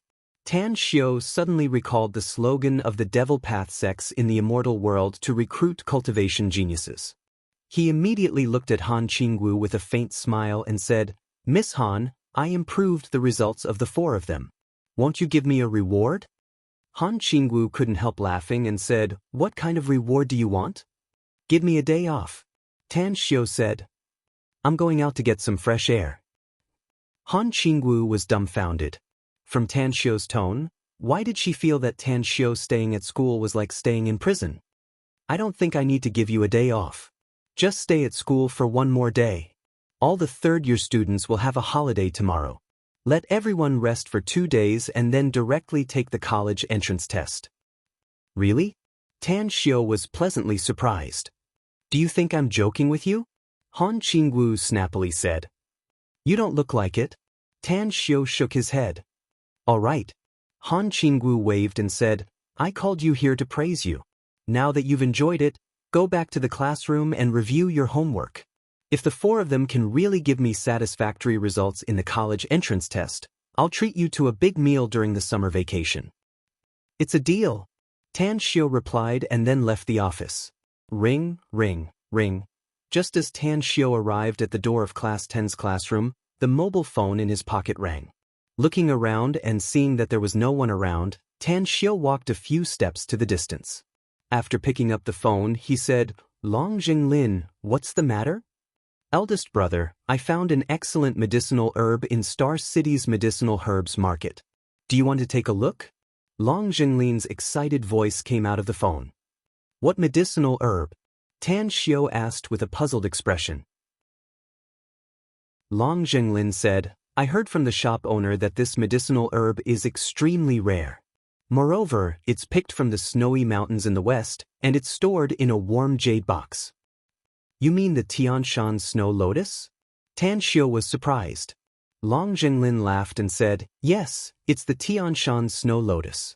Moreover, it's a Millennium Tianshan snow lotus. I wanted to buy it for you, but it turned out to be too expensive. A Millennium Tianshan snow lotus, and the boss actually gave me 9 digits. Are you coming or not? If you don't come, I can't stop him.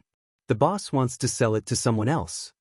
Tan Xiao said without hesitation, just wait for me. I'll go there now. All right.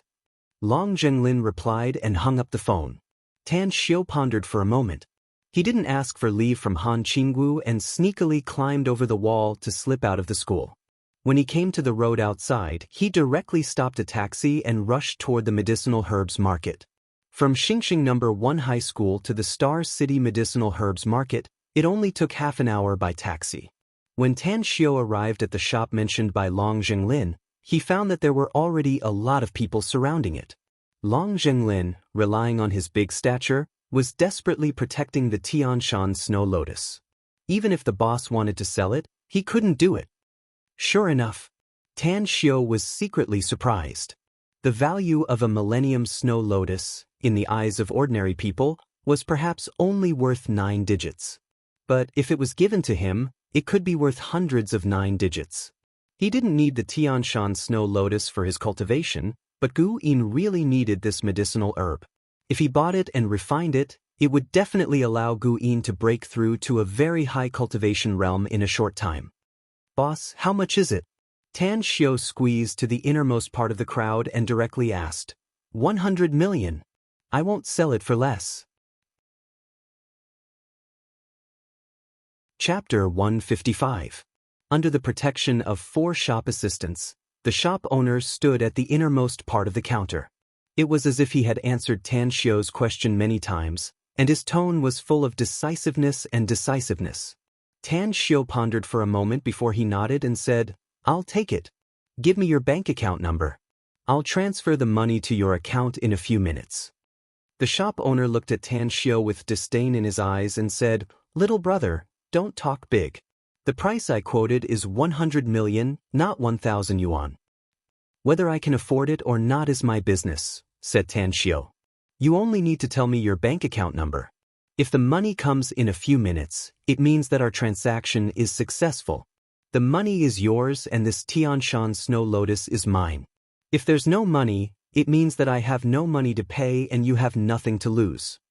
The shop owner thought for a moment and felt that Tan Xiu's words were reasonable. He immediately told one of the shop assistants to tell Tan Xiu his bank account number. Tan Xiu squeezed out of the crowd and dialed Gu Xiaoshue's cell number. "Are you looking for me, Grandmaster?" Gu Xiaoshue's surprised voice came out of the phone. "Yes, I need 100 million yuan now. Do you have the money?" Tan Xiu said, "I do. Is 100 million enough? I'll transfer 1 billion to you." Gu Xiaoshue said with a smile. 1 billion? Tan Xiu couldn't help but roll his eyes. He found that he was really poor. His own grand disciple could casually take out 1 billion yuan, but he was worried about 100 million yuan. However, he had no other choice but to look for Gu Xiaoshue. After all, the Tianshan Snow Lotus was very important. If he could get it, not only would it make Gu Yin's cultivation soar, but it would also greatly benefit the unconscious Gu Yin. "No need. I only need 100 million yuan. I'll give you a bank account number. You must transfer the money to this account in a few minutes," said Tan Xiu. "All right." Gu Xiaoshue complied. A few minutes later, the shop owner looked at Long Jinglin with a helpless expression and said, "Little brother, your friend hasn't come back yet. That means he can't come up with 100 million. Please don't make things difficult for me. I still need to sell this Tianshan Snow Lotus. Look, everyone's waiting." He knew Long Jinglin and also knew Long Jinglin's identity. Otherwise, he would have already sent people to drive Long Jinglin away. "Oh, boss, the money is here. I counted it. It's exactly 100 million. A shop assistant had been staring at the screen of his mobile phone. After receiving the notification of the transfer of funds, he immediately shouted with excitement. The shop owner stared blankly for a moment before an incredulous look appeared on his face. He exclaimed, That little brother really transferred 100 million to me in just a few minutes? Check again to see if you got the numbers wrong." The shop assistant looked at it again. After confirming, he said, "Boss, it's really right. It's 100 million yuan." At this moment, Tan Xiu squeezed through the crowd again, looked at the shop owner and asked, "Has the money arrived?" The shop owner nodded with a blank expression and said, "Yes. Now this Tianshan Snow Lotus should belong to me, right?" Tan Xiu said, "If you don't have any objection, then I'll take it." The shop owner's lips squirmed as he nodded and said, "It's yours." Tan Xiu let out a faint smile and gave a grateful look to the pleasantly surprised Long Jinglin. He took the jade box and closed the lid. Then he squeezed through the crowd with Long Jinglin and left the medicinal herbs market at the fastest speed. On the taxi back to Xingqing No. 1 High School, Long Jinglin looked at Tan Xiu with a beaming smile and said, "Eldest brother, I've done a meritorious deed this time, right? I know you're looking for precious medicinal herbs everywhere, so I've been going to the medicinal herbs market every 3 to 5 days. I didn't expect that I would hit the jackpot today. How about it? How will you reward me?" "I'll reward you with a kiss. Do you want it?" Tan Xiu said with a smile. "Go to hell." Long Jinglin gave a middle finger to Tan Xiu. Tan Xiu lowered his head and looked at the jade box in his hand. After being silent for a long while, he slowly said, "As your reward, I'll give you a big surprise later." "There's really a surprise?" Long Jinglin was surprised. "What is it?" "It's a secret for the time being." Tan Xiu said, "Let's change the topic. I'm going back to school, so why are you still following me?" Long Jinglin shrugged his shoulders and said with a smile, I'm fine. I've been wandering around everywhere recently, so I feel like I have nothing to do. Do you want to keep doing this? Tan Xiu asked. You're not young anymore, so I think you should do something. Even if it's not a big goal, at the very least, you need to have the ability to support yourself. You don't need to worry about the long group in the future since your big brother is supporting it. But with such good conditions, don't tell me you don't want to pursue your dream? Long Zhenglin spread out his hands and said, My dream is to sleep until I wake up naturally and count money until my hands cramp. Now that I've achieved my first dream, only the second one is left. Tan Xiu said indifferently, Since you haven't completed your second dream, then go and fight for it. Besides, I think you should leave Star City and go to the outside world to fight for yourself. As the saying goes, a tiger father will not beget a dog son. Your father is very powerful to be able to fight for such a big family business. I don't think his son is a waste. Go to the outside world to fight? Long Zhenglin looked at Tan Xiu with an astonished expression and said, If I want to make money, why would I go to the outside world to fight for myself? In Star City, I have the support of the Long family. Whether it's connections or business channels, I can easily get them. It's much easier to make money there than outside. Tan Xiu said, Forever sheltering under the wings of the eagle, the little eagle will never be able to soar in the sky. Let me give you an example. If one day your big brother and your dad are gone, then who will you rely on later? Isn't there a saying that relying on heaven, relying on earth, and relying on one's parents is not a real man? A real man who walks on the afterlife. Don't tell me he doesn't want to become a real man, a real man? This, Long Jinglin was shaken by Tan Xiu's words. He had never thought about this issue before, nor had anyone told him about it. At this moment, Tan Xiu's words were like a blow to his head, making him suddenly wake up. Long Jinglin was silent for a long time. When the taxi was about to arrive at Xingqing No. 1 High School, he slowly asked, Eldest brother, what do you think I should do? Tan Xiu said indifferently, You need to ask your heart what you want to do. You're not short of money now, so you can pursue what you like and also make money. Star City is, after all, a small place for me. In the future, I'm bound to go out of Star City and develop on a bigger stage. Therefore, I don't want my friend to be mediocre in the future. Long Zhenglin said with a deep tone, Eldest brother, I understand your mind. Don't worry. I'll tell you as soon as I think about it. After saying that, he asked the taxi driver to pull over and directly left alone. Tan Xiu looked at Long Zhenglin's shoulder as he secretly sighed inside. He originally didn't intend to stimulate Long Zhenglin, but he really couldn't look at his idle appearance all day long. Because, what was the difference between Long Zhenglin and those rich and powerful second-generation hedonistic young masters? So, Tan Xiu climbed over the wall and slipped back to school. To his satisfaction, Han Qingwu didn't return to the class. The students in the class thought that Tan Xiu was called away by Han Qingwu and didn't return. One day, he had finally endured it. When Han Qingwu announced that the second and third day would be a holiday, the whole class suddenly boiled up. Eldest brother, can we stay at your house for these 2 days? Yuan Chuling asked with a smile. Tan Xiu said with a confused expression, Stay at my house? You have your own home, so why are you going to my house? Qing Yannan turned around with a beaming smile and said, We're going to use the last 2 days to make a full effort to study the contents of the textbook that we don't understand. Teacher Tang, you can't abandon us at the last critical moment, can you? Well, Tan Xiu was dumbfounded. Originally, he wanted to use these 2 days to have a good rest and conveniently go to the restaurant to accompany his mother. But he suddenly had a big headache when he heard Yuan Chuling and Qing Yannan's words. It was as if he was stuck with dogskin plaster. After hesitating for a moment, Tan Xiu said, How about this? You don't need to stay at my house. Later on, come to my house every morning and I'll continue to give you tutoring. You're free to do whatever you want in the afternoon, and I'll have a good rest at night. Deal. Yuan Chuling happily said with a smile. A crafty glint appeared in Qing Yannan's eyes as she said, Tan Xiu, in order to express our gratitude for your tutoring, Yuan Chuling, Xia Wanfen, and Li Shaoqian have discussed it. Tonight, We'll invite you to dinner and karaoke. You can't refuse. Dinner? Karaoke? Tan Xiao didn't care about eating, but he was somewhat curious about karaoke. He had been to a KTV before, and the only time he went there was to help Ouyang Lulu solve a problem.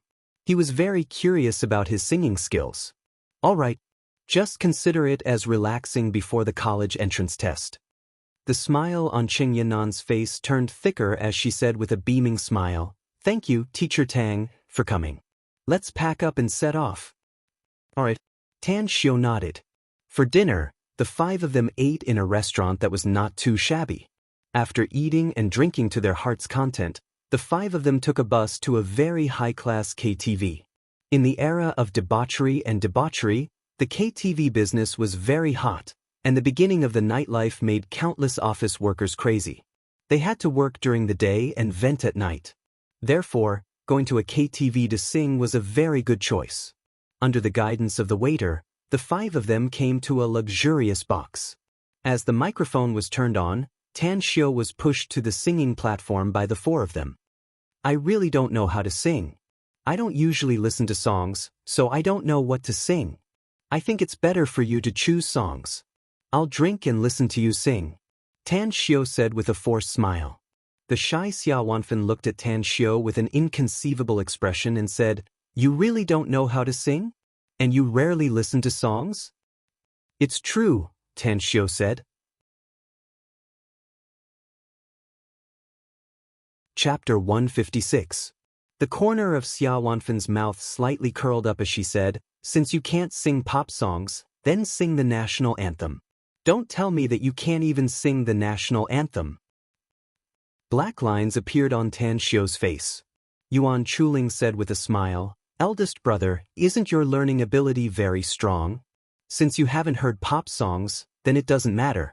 We'll sing some songs and you'll listen attentively. With your intelligence, maybe you'll be able to sing it after listening a few times." Tan Xiao forced a smile and said, "You think too highly of me, don't you? If I'm really that good, I'll become a big star. Just give it a try." Qing Yannan encouraged. It was hard to refuse such great hospitality. Tan Xiao had no choice but to nod and agree. Following that, Yuan Chuling and Qing Yannan each picked a song, and they sang very well. Xia Wanfen and Li Shaoqian also threw away their shyness, picked songs, sang songs, and clinked bottles and drank beer with everyone. "How is it? Which song did you listen to?" After Li Shaoqian finished singing, Qing Yannan looked at Tan Xiao and asked with a beaming smile. Tan Xiao forced a smile and said, "I didn't listen to it." Qing Yannan said, "Anyway, we invited you to sing. If you don't sing a song, you won't give us face. So, we don't have any opinion on what you want to sing." Tan Xiao said, "You really can sing anything?" Qing Yannan nodded and said, "Anything." Tan Xiao stood up, grabbed the microphone on the table and said, "Since you said I can sing anything, then I'll sing a song I've heard before. This song has a strange tone. I hope you like it. By the way, I can sing better if I have a zither." "Zither?" Yuan Chuling, Qing Yannan, and the other two looked at each other in dismay with strange expressions in their eyes. "Eldest brother, what kind of joke is this? Where is this place? TV? You came to KTV to sing, and you even want to use a zither? Isn't this nonsense? Besides, where are we going to find a zither for you?" Yuan Chuling yelled angrily. Tan Xiao forced a smile and said, "Since I don't have a zither, then I'll just hum a few words. The song." "Wait!" Xia Wanfen suddenly interrupted Tan Xiao and said, "If I remember correctly, the proprietress of this KTV has a zither. When I came here with my family to sing, I saw the proprietress sitting in the hall outside and playing the zither. The melody was very beautiful." Yuan Chuling was surprised. "You know the lady boss here?" Xia Wanfen smiled and said, "I don't know him, but my aunt does, and their relationship is quite good.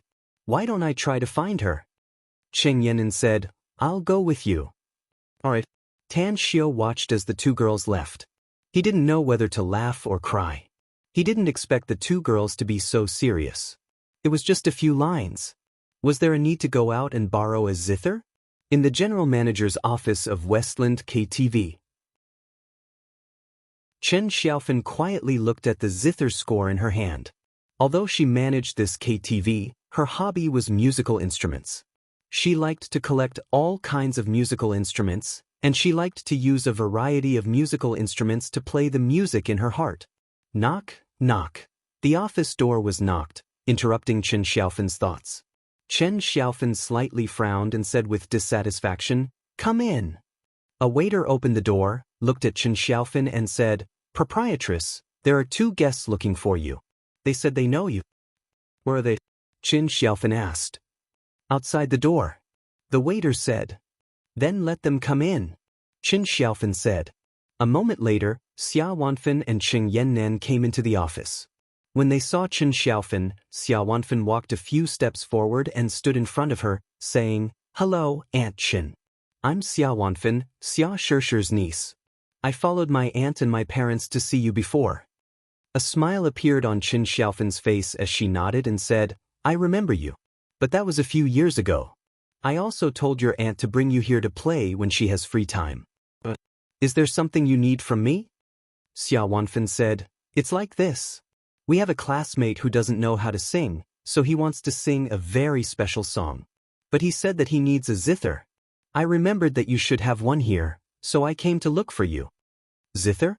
Singing?" Chen Xiaofan was at a loss whether she had to laugh or cry as she said, "Isn't your classmate too interesting? Coming to a KTV to play a zither?" An awkward expression appeared on Xia Wanfan's face. She also felt that Tan Xiu's proposal was somewhat absurd, so she blushed and said, "Aunt Chen, my classmate, he's really weird." Chen Xiaofan said, "Forget it. Since it's the guest's request, I'll naturally try my best to satisfy it. But I have a request. If you can agree to it, I'll lend you my favorite zither." "Please say it." Xia Wanfan quickly nodded. Chen Xiaofan said with a smile, "I want to see your classmate and listen to his zither."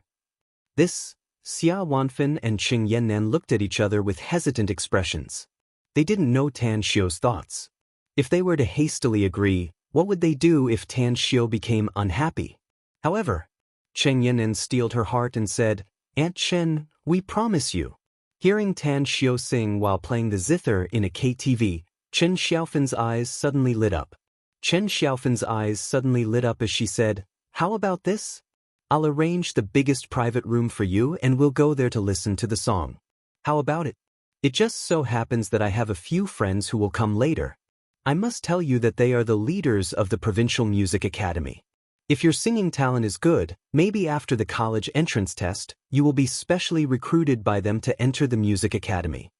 Xia Wanfan's eyes lit up, while Cheng Yannan also showed a tempted expression.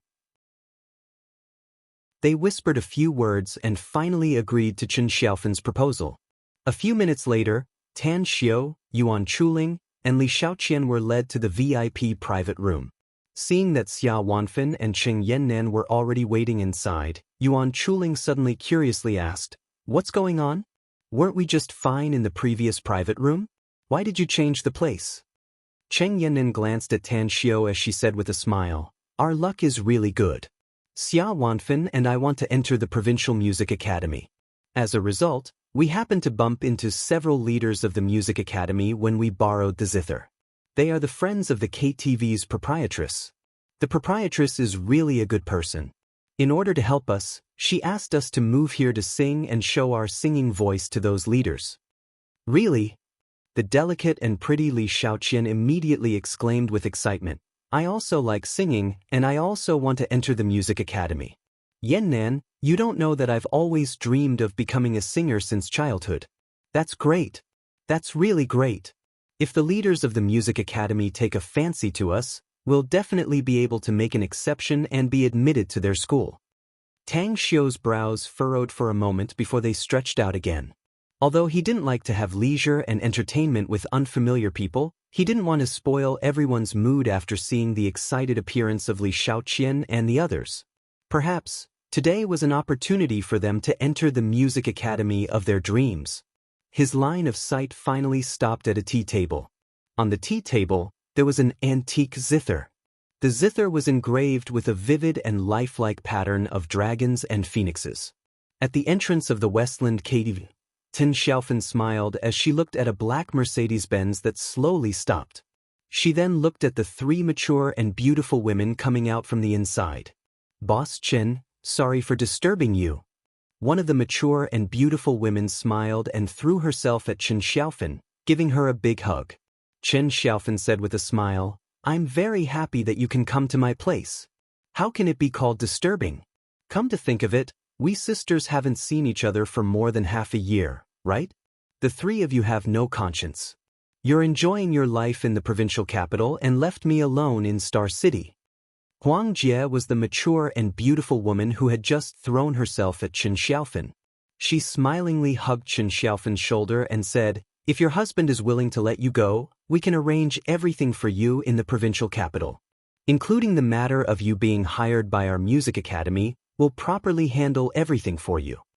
Chen Xiaofan helplessly said, all right, don't provoke me. My husband? Alas. Forget it, let's not talk about him.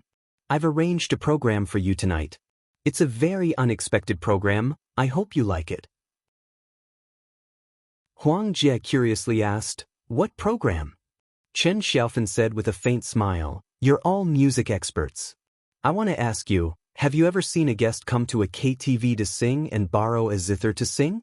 Besides, he should be a high school student. Huang Jie and the other two couldn't help but burst into laughter. Playing a zither and singing in a KTV? Wasn't this the biggest joke in the world? Huang Jie smilingly said, Xiaofan, this weirdo is the special program you've arranged for us? Let's not make a fuss, all right? It's not easy for us four sisters to get together, so I think it's better for us to get together alone.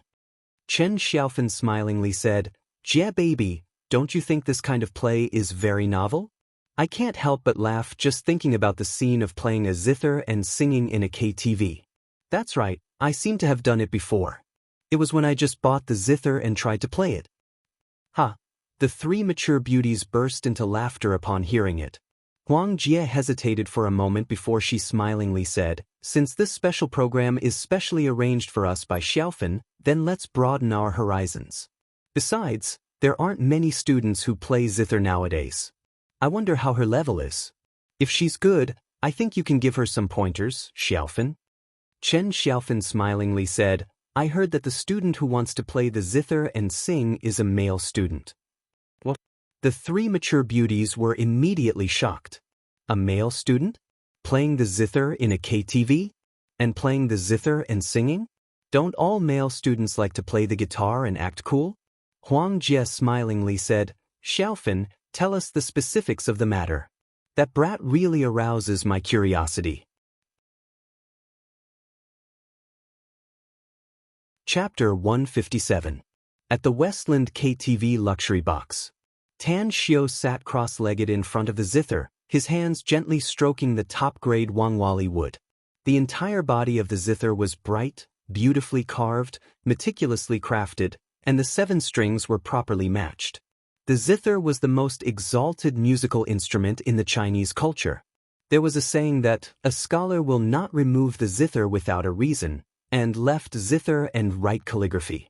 It was ranked first among the 4 traditional medical instruments in the country, and was regarded as the most elegant representative by the literati. Tan Xiao also had a zither, which was the best immortal tool in the immortal world. The wood used for it was the phoenix wood, and its strings were decomposed from the tendons and veins of a 5-clawed golden dragon. It had been nourished by the blood essence of a supreme immortal for nearly 10,000 years, and had been tempered in the 9th frozen pond and the earth fire source for hundreds of years. If an ordinary immortal could get his hands on this zither, he or she would be able to kill immortals by playing the zither. Tan Xiao, do you really know how to play the zither? Cheng Yinan came to the front of the zither and asked with a curious expression on her beautiful face. Tan Xiao put away his memories and said in a soft voice, Yeah, I learned a bit before. A trace of contempt was revealed in Cheng Yinan's eyes as she said with a smile, It's all right. We won't laugh at you even if you don't sing well. Yuan Chuling also joined in the commotion, Eldest brother, we won't laugh at you. After all, being able to play the zither can be considered as multi-talented. It's a pity that you don't know how to play the guitar. Otherwise, you'd be able to flirt with pretty girls while talking about the guitar. How handsome and cool would that be? Hee hee. Qing Yannen, Xia Wanfen, and Li Shaoqian were amused by Yuan Chuling's words. The box's door was pushed open from the outside. You look very happy.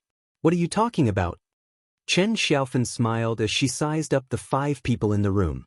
With a bit of scrutiny in her eyes, her gaze finally fell on Tan Xiu, who was sitting cross-legged. Xia Wanfen greeted her and said with a smile, Aunt Chen, we're talking about Tan Xiu's zither skills. He's being modest to us. Chen Xiaofen slightly smiled and said, he's the Tan Xiu you mentioned, right? At your age, there are fewer and fewer people who can play the zither, and even fewer boys. Come, let me introduce them to you. These 3 are my good sisters. They are all teachers of our Regal Classical Music Academy. Greetings, teachers. Qing Yannan, the 3 women, and Yuan Chuling called out one after another. Tan Xiu didn't get up. He just nodded slightly at Chen Xiaofen and glanced at Huang Jie and the others. He had originally come out for leisure and entertainment tonight, and he was very unwilling to let outsiders join in the fun. But Chen Xiaofen was the lady boss of this KTV, so he couldn't refuse. Leave as soon as possible. Tan Xiu thought. Huang Jie and the other 2 frowned when they saw Tan Xiu's expression. They were used to the students' respectful attitude, so when they saw Tan Xiu's indifferent expression, they were unhappy. However, in their eyes, Tan Xiu was just a passerby, and they just came to join in the fun. As the 3 of them sat on the sofa on the other side, Huang Jie glanced at Tan Xiu before she looked at Chen Xiaofen and called out, Didn't you say that someone is going to sing in the KTV? Why hasn't it started yet? We sisters play music so we can give some pointers to those students. Chen Xiaofen could hear the teasing tone in her good sister's tone and secretly found it funny. She was also very surprised by Tan Xiu's attitude a moment ago. At this moment, she could naturally hear the dissatisfaction in her good sister's heart. She was ready to teach Tan Xiu a lesson so that he wouldn't be too arrogant. In other aspects, perhaps, these good sisters of hers couldn't teach Tan Xiu, but they were absolutely authoritative in music at this moment. Qing Yannan, Yuan Chuling, and the other 2 also heard the hidden meaning in Huang Jie's words and turned their heads to look at Tan Xiu. Tan Xiu still had that indifferent expression. Eventually, he didn't even glance at Huang Jie and the other 2 girls. As the box quieted down, he lowered his head and looked at the zither in front of him.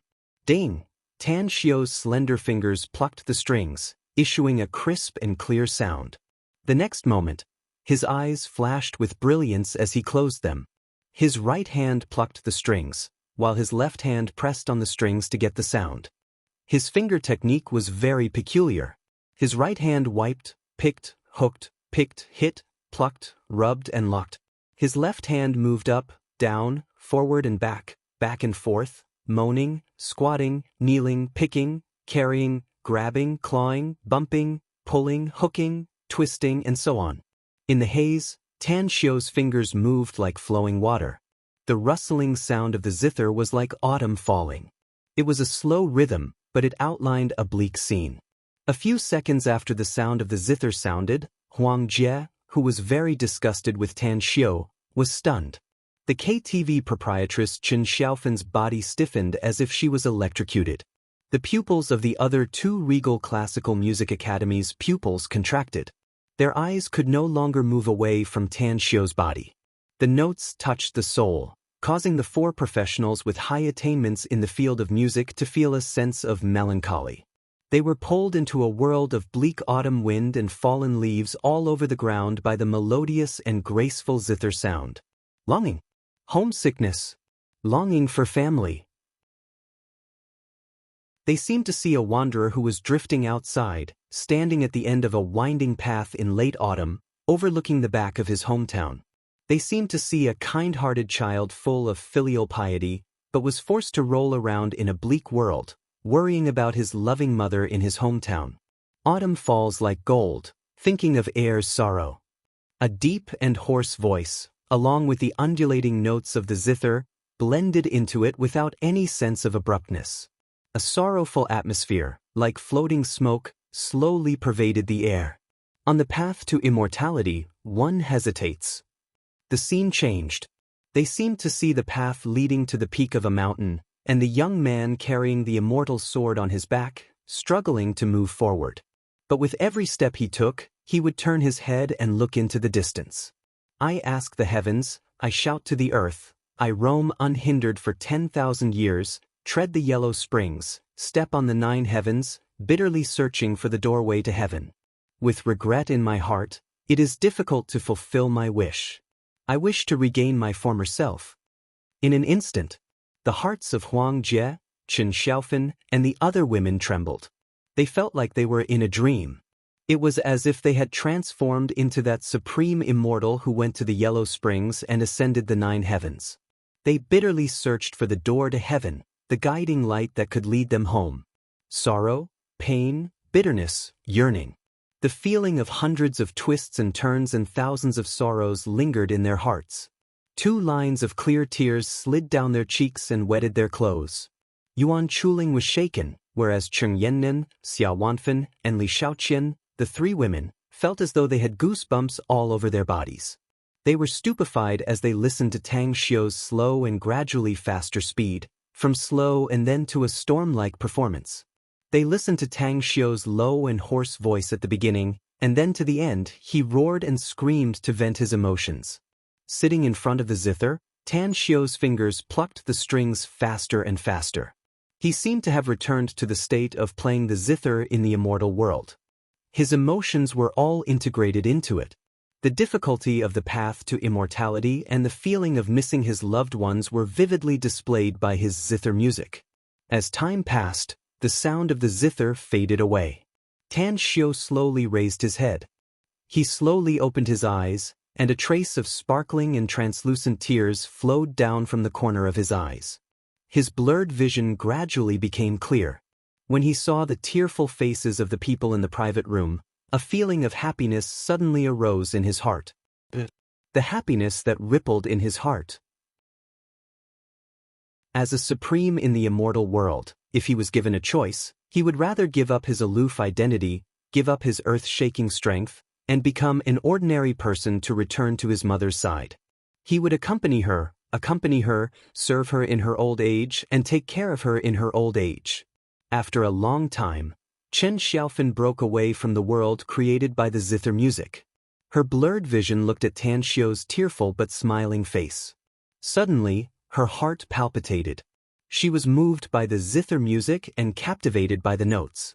She never thought that there would be such a beautiful zither music in the world. It was as if it was full of magic, making her unable to help but immerse herself in it. Looking at Tang Xiu, she didn't know how to express her feelings. Thousands of words finally turned into 2 words, thank you.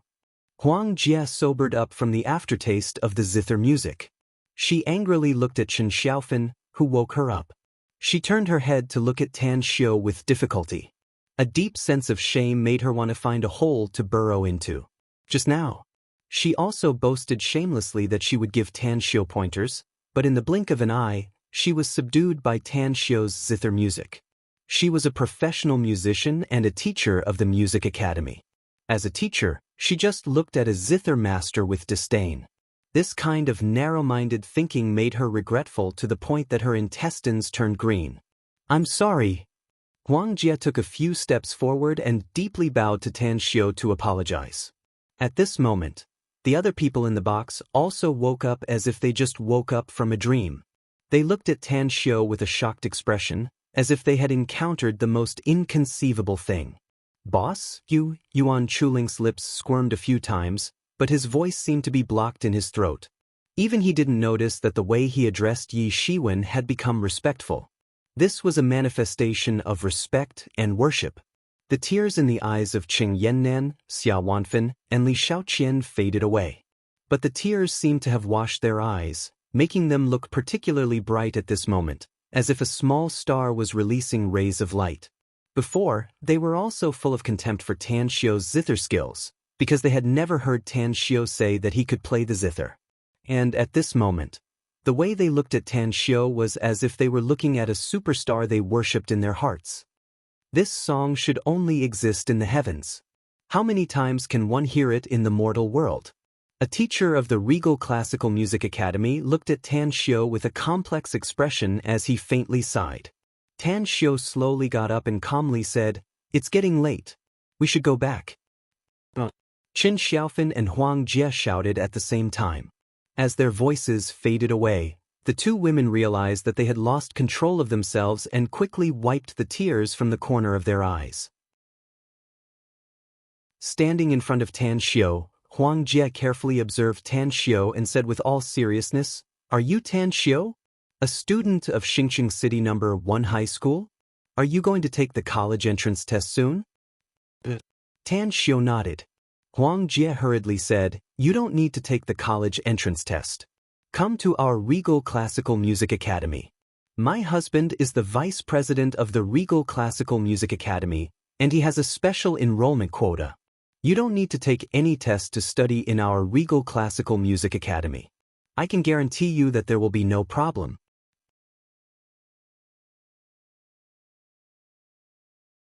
Chapter 158. Another female teacher interrupted Huang Jie's words and said with a serious face, "Huang Jie, you're wrong. He can't be a student of our music academy." Huang Jie stared blankly for a moment and blurted out, "What do you mean? He's fully qualified to be a student of our Regal Classical Music Academy." The female teacher replied in a deep voice, "Who do you think is qualified to teach him if he becomes a student of our music academy? I think he can directly become a teacher in our Regal Classical Music Academy. As long as he can endure for a few years, it won't be a problem for him to be nominated as a professor." "Teacher? Professor?" Huang Jie patted her head and quickly said, "Yes, yes. His level is indeed not suitable to be a student. Tan Xiu, would you like to come to our music academy? I guarantee that you can smoothly become a zither teacher. If your performance is good, becoming a music professor in a few years won't be a problem." Yuan Chuling, Qing Yannan, and the other two were dumbfounded as they looked at the serious expressions of the two female teachers and Tan Xiu's tranquil expression. They were shocked, so shocked that they couldn't be any more shocked. What did it mean to reach the sky in a single bound? This was reaching the sky in a single bound. A zither melody had conquered the hearts of the famous teachers of the Regal Classical Music Academy. He didn't even need to take the college entrance test and directly skipped a grade to become a teacher. Even listening to them, Tan Xiu would definitely have a bright future and become the youngest music professor in the country. The god. An amazing man. Was there anyone more amazing than Tan Xiu in this world? Under the expectant eyes of the female teachers, Tan Xiu slowly shook his head and said, "I'm sorry, I'm not interested." "What?" The female teachers exclaimed in alarm, and even Qin Xiaofan looked incredulous. He refused?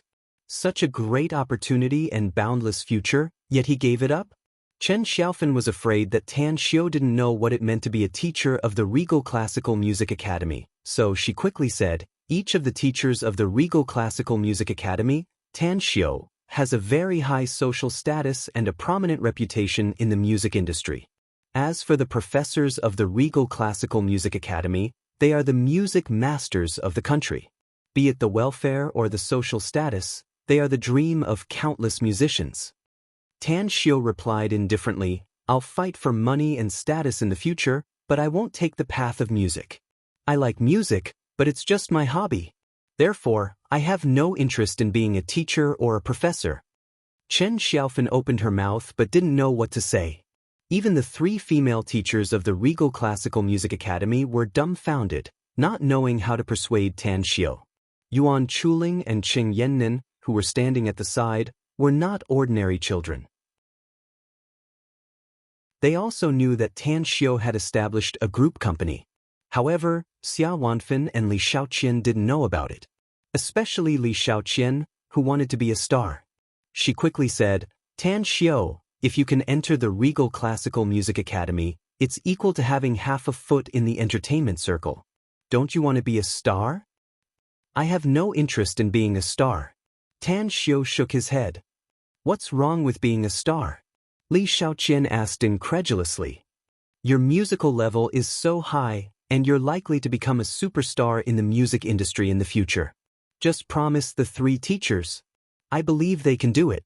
Tan Xiao still shook his head and said indifferently, I told you, I'm not interested. All right, let's call it a night.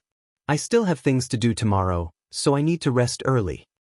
After saying that, he took the lead and walked toward the private box's door. Eldest brother, wait for me. Yuan Chuling strode forward and chased after him. After leaving the Westland KTV, Tan Xiao saw that Cheng Yannan and the other two girls didn't follow him out.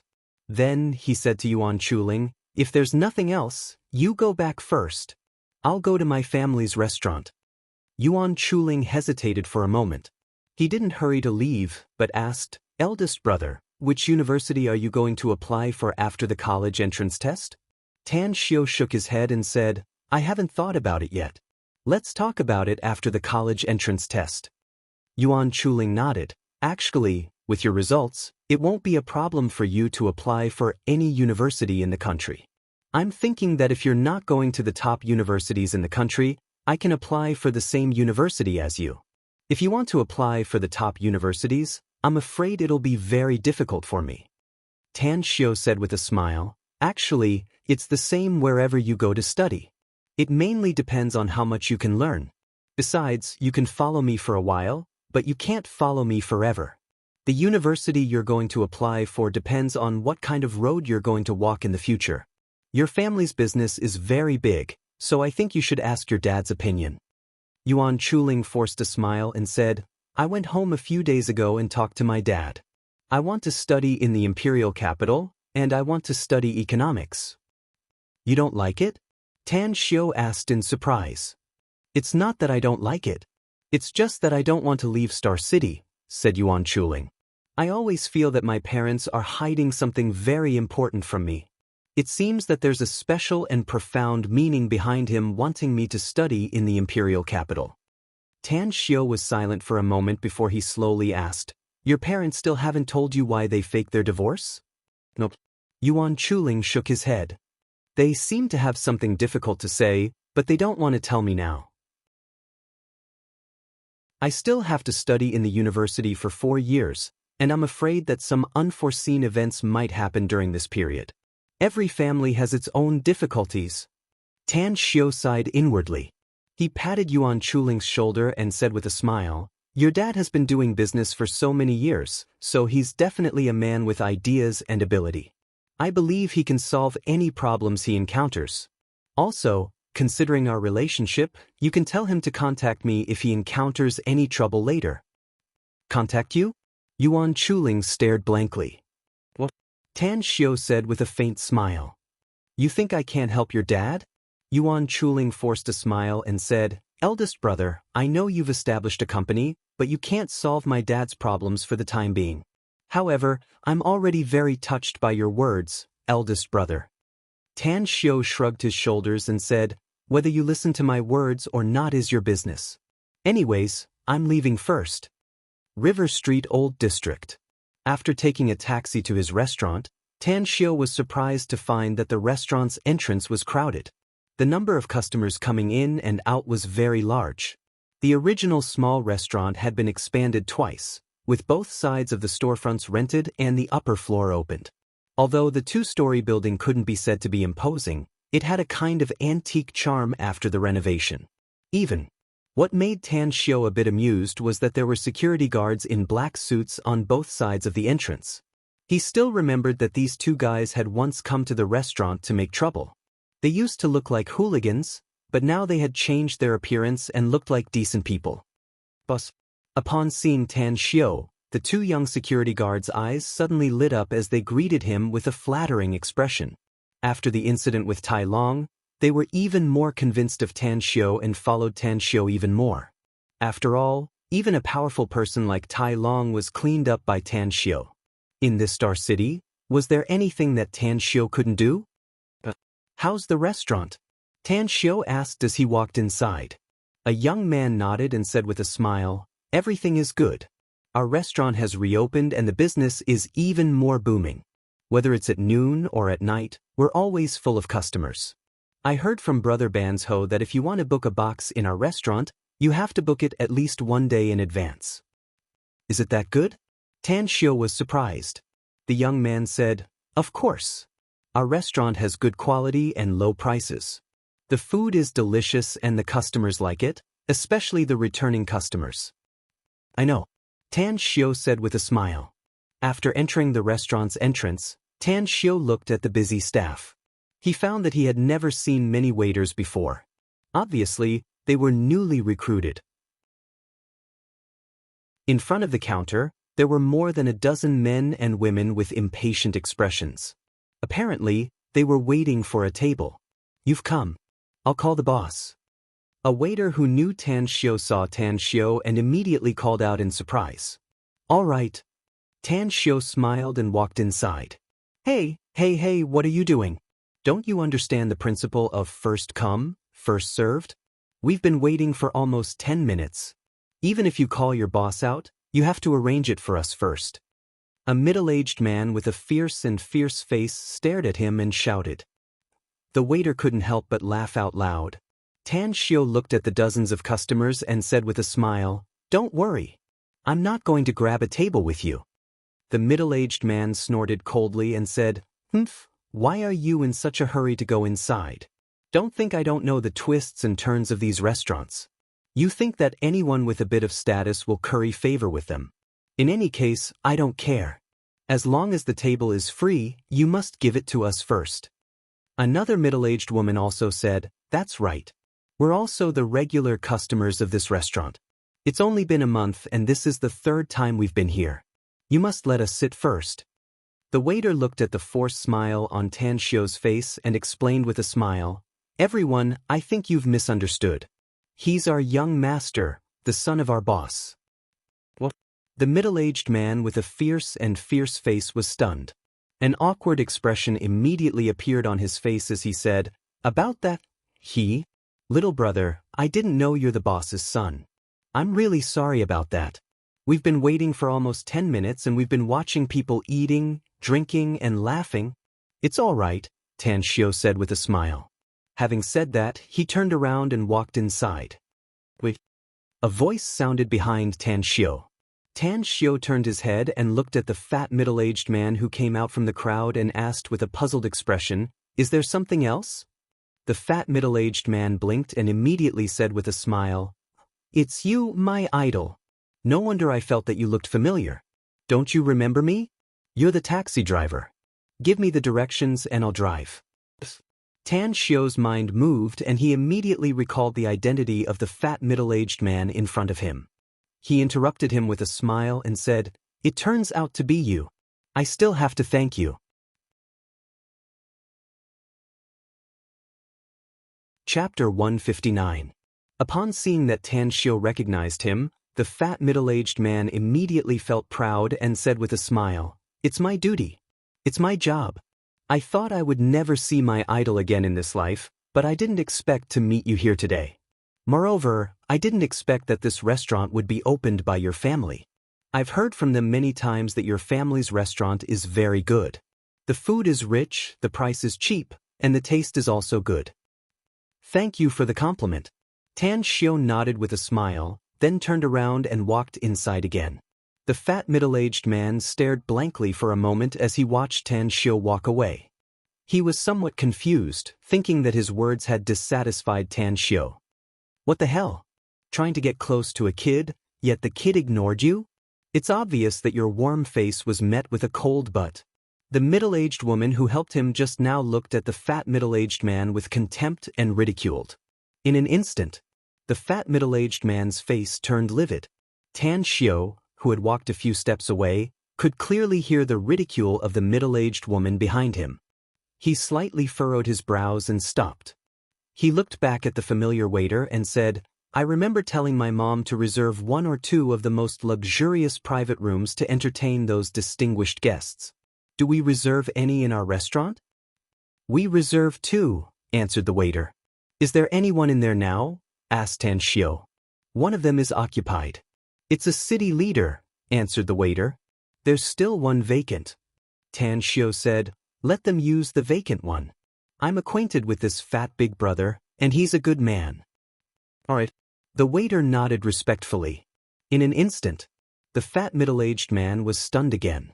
Tan Xiu's praise turned his anger into joy. He even shot a grateful look at Tan Xiu. The middle-aged woman's breathing slightly stagnated, and anger immediately appeared on her face. She reached out to pull the fierce-looking middle-aged man next to her and wanted to leave. The middle-aged man looked at the fat middle-aged man in surprise. Then, he turned to the middle-aged woman and shouted in a low voice, "Don't mess around. Our family has finally gathered here today, and he even gave us the best private room in the restaurant. He's already giving us a lot of face." Umph. The middle-aged woman was obviously a little afraid of the fierce-looking man. She snorted coldly and resentfully turned her head away. Tan Xiu didn't care about these small things anymore. When he came to his mother's office, he found that his mother was using a calculator to calculate the accounts. Seeing the smile on her face, Tan Xiu also felt comfortable in his heart. "Mom, the restaurant's business is so good. I think you should hire someone to help you manage your finances." Upon seeing Tan Xiu, Su Lingyun's eyes immediately lit up. She put down the account book in her hand and smilingly said, "What are you talking about, kid? The job of managing the money could not be handed over to someone else. What if someone falsified the accounts? Although I'm old, I'm still smart. I can handle it." Tan Xiu smiled and said, "Who said my mother is old? You will always be young and beautiful in my heart. Alright, I'm on vacation now. I don't have to go to school tomorrow or the day after. I'll take the admission ticket to take the exam the day after that. The venue is in our school." With a concerned expression, Su Lingyun said, "Xiu, don't feel pressured. Just treat it as an ordinary exam. Even if we can't pass the entrance exam to a key university, I'll be satisfied if we can go to an ordinary university. I'm confident that I'll be the provincial top scorer for you," Tan Xiu said. Amused by Tan Xiu's words, Su Lingyun scolded with a smile, "Smelly brat, you only know how to make your mother happy. That's right, have you finished eating? I'll cook for you myself." "I've already eaten," Tan Xiu quickly said. "I've been tutoring a few classmates recently, so they invited me to eat tonight." Looking at his gray-haired mother, Tan Xiu thought for a moment and decided not to go back to Southgate Town tonight. Instead, he would go back to his real home. Spending more time with his mother was his life's biggest wish. In the early hours of the morning, Tan Xiu accompanied Su Lingyun to lock the door and strolled home. The street lights outside were dim and there were few pedestrians. The traffic on the road was like an endless stream of dragons. "Mom, do you come home at this time every day? Alone?" Tan Xiu's expression was a bit unsightly. He used his divine sense to observe, but he didn't see Ban's Ho and the others nearby. "Yeah," Su Lingyun said with a smile. "Anyway, this place is very close to our home, and it's only a dozen minutes' walk. Look at these street lights, they illuminate the ground, so you don't have to worry about spraining your ankle." "What time does the restaurant open every day?" Tan Xiu asked. "I come here at 9 a.m. every day," Su Lingyun said. "Ban's Ho and the others are the ones who buy vegetables and meat in the morning. Otherwise, I'll be exhausted to death." Tan Xiu nodded and didn't say anything more. He was thinking that his mother would go home late every day, and it was not safe at night. He must find someone to protect her in secret. Nowadays, it was better to be safe than sorry. If something bad happened to his mother, he would regret it for the rest of his life. Back at home, Tan Xiu was lying on the familiar bed and looking at the familiar scene in the room. He felt a headache because of the lack of manpower in his heart. When he was in the immortal world, he had a large number of loyal and devoted subordinates. No matter what the matter was, as long as he opened his mouth, the immortals would do it. But now, he had just returned to Earth not long ago, and there were a lot of things that he had to do by himself. He couldn't be lacking in skills. If he wanted to do his own things, if he wanted to earn money to cultivate, and if he wanted to go to university as his mother wished, he couldn't take the time to protect his mother. Should I cultivate some trusted aides? This thought emerged inside Tan Xiu's mind. However, in this era where money was the mother, he found that he was really too poor. Although he had gotten a lot of money recently, he only had a few million yuan left. For example, the money he got from Tai Long and the compensation from the Rising Dragon Martial School were all taken by Kang Xia to develop the company. Moreover, he had spent a lot of money to buy medicinal herbs recently. I owe Chen Zhizhong too. 5 billion yuan and 100 million yuan from Gu Xiaoxue. Where can I get a lot of money? Tan Xiu pondered for a long time and finally put aside the idea of cultivating trusted aides at the bottom of his heart. Knock, knock. The dull knocking sound on the door woke up Tan Xiu, who was gradually sleeping. When he put on his clothes and looked at the time, he found that it was 2 o'clock in the night. Who's knocking the door so late? Tan Xiu's brows deeply wrinkled as he walked out of the room. He saw his mother, Su Lingyun, also coming out with clothes draped over her shoulders. Why would someone knock our door in the middle of the night? Su Lingyun was somewhat hesitant. She didn't know whether she should open the door or not. After all, there was no peephole on the door. It was unclear whether the person outside was a good person or a bad person. Tan Xiu said, "Take a look and you'll know." After saying that, he strode to the door and opened it. The first thing that hit his nose was the pungent smell of alcohol. Immediately after, Su Shangwen's clothes were disheveled and his eyes were bloodshot as he stumbled inside. Tan Xiu's eyes and hands were sharp. He grabbed Su Shangwen's collar and directly threw him outside the door.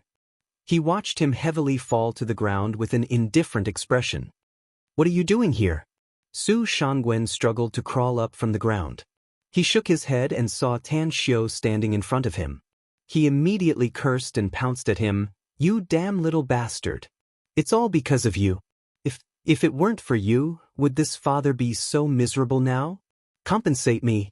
Compensate my company. Compensate my money." Pa! Tan Xiu slapped Su Shangwen's face, causing him to sit on the cement floor outside the door. He then indifferently said, "I don't know what you're talking about. If you drink too much, then go home and sleep. Don't make a scene here. Else, it won't be as simple as losing your company. You won't be able to guarantee your own safety either."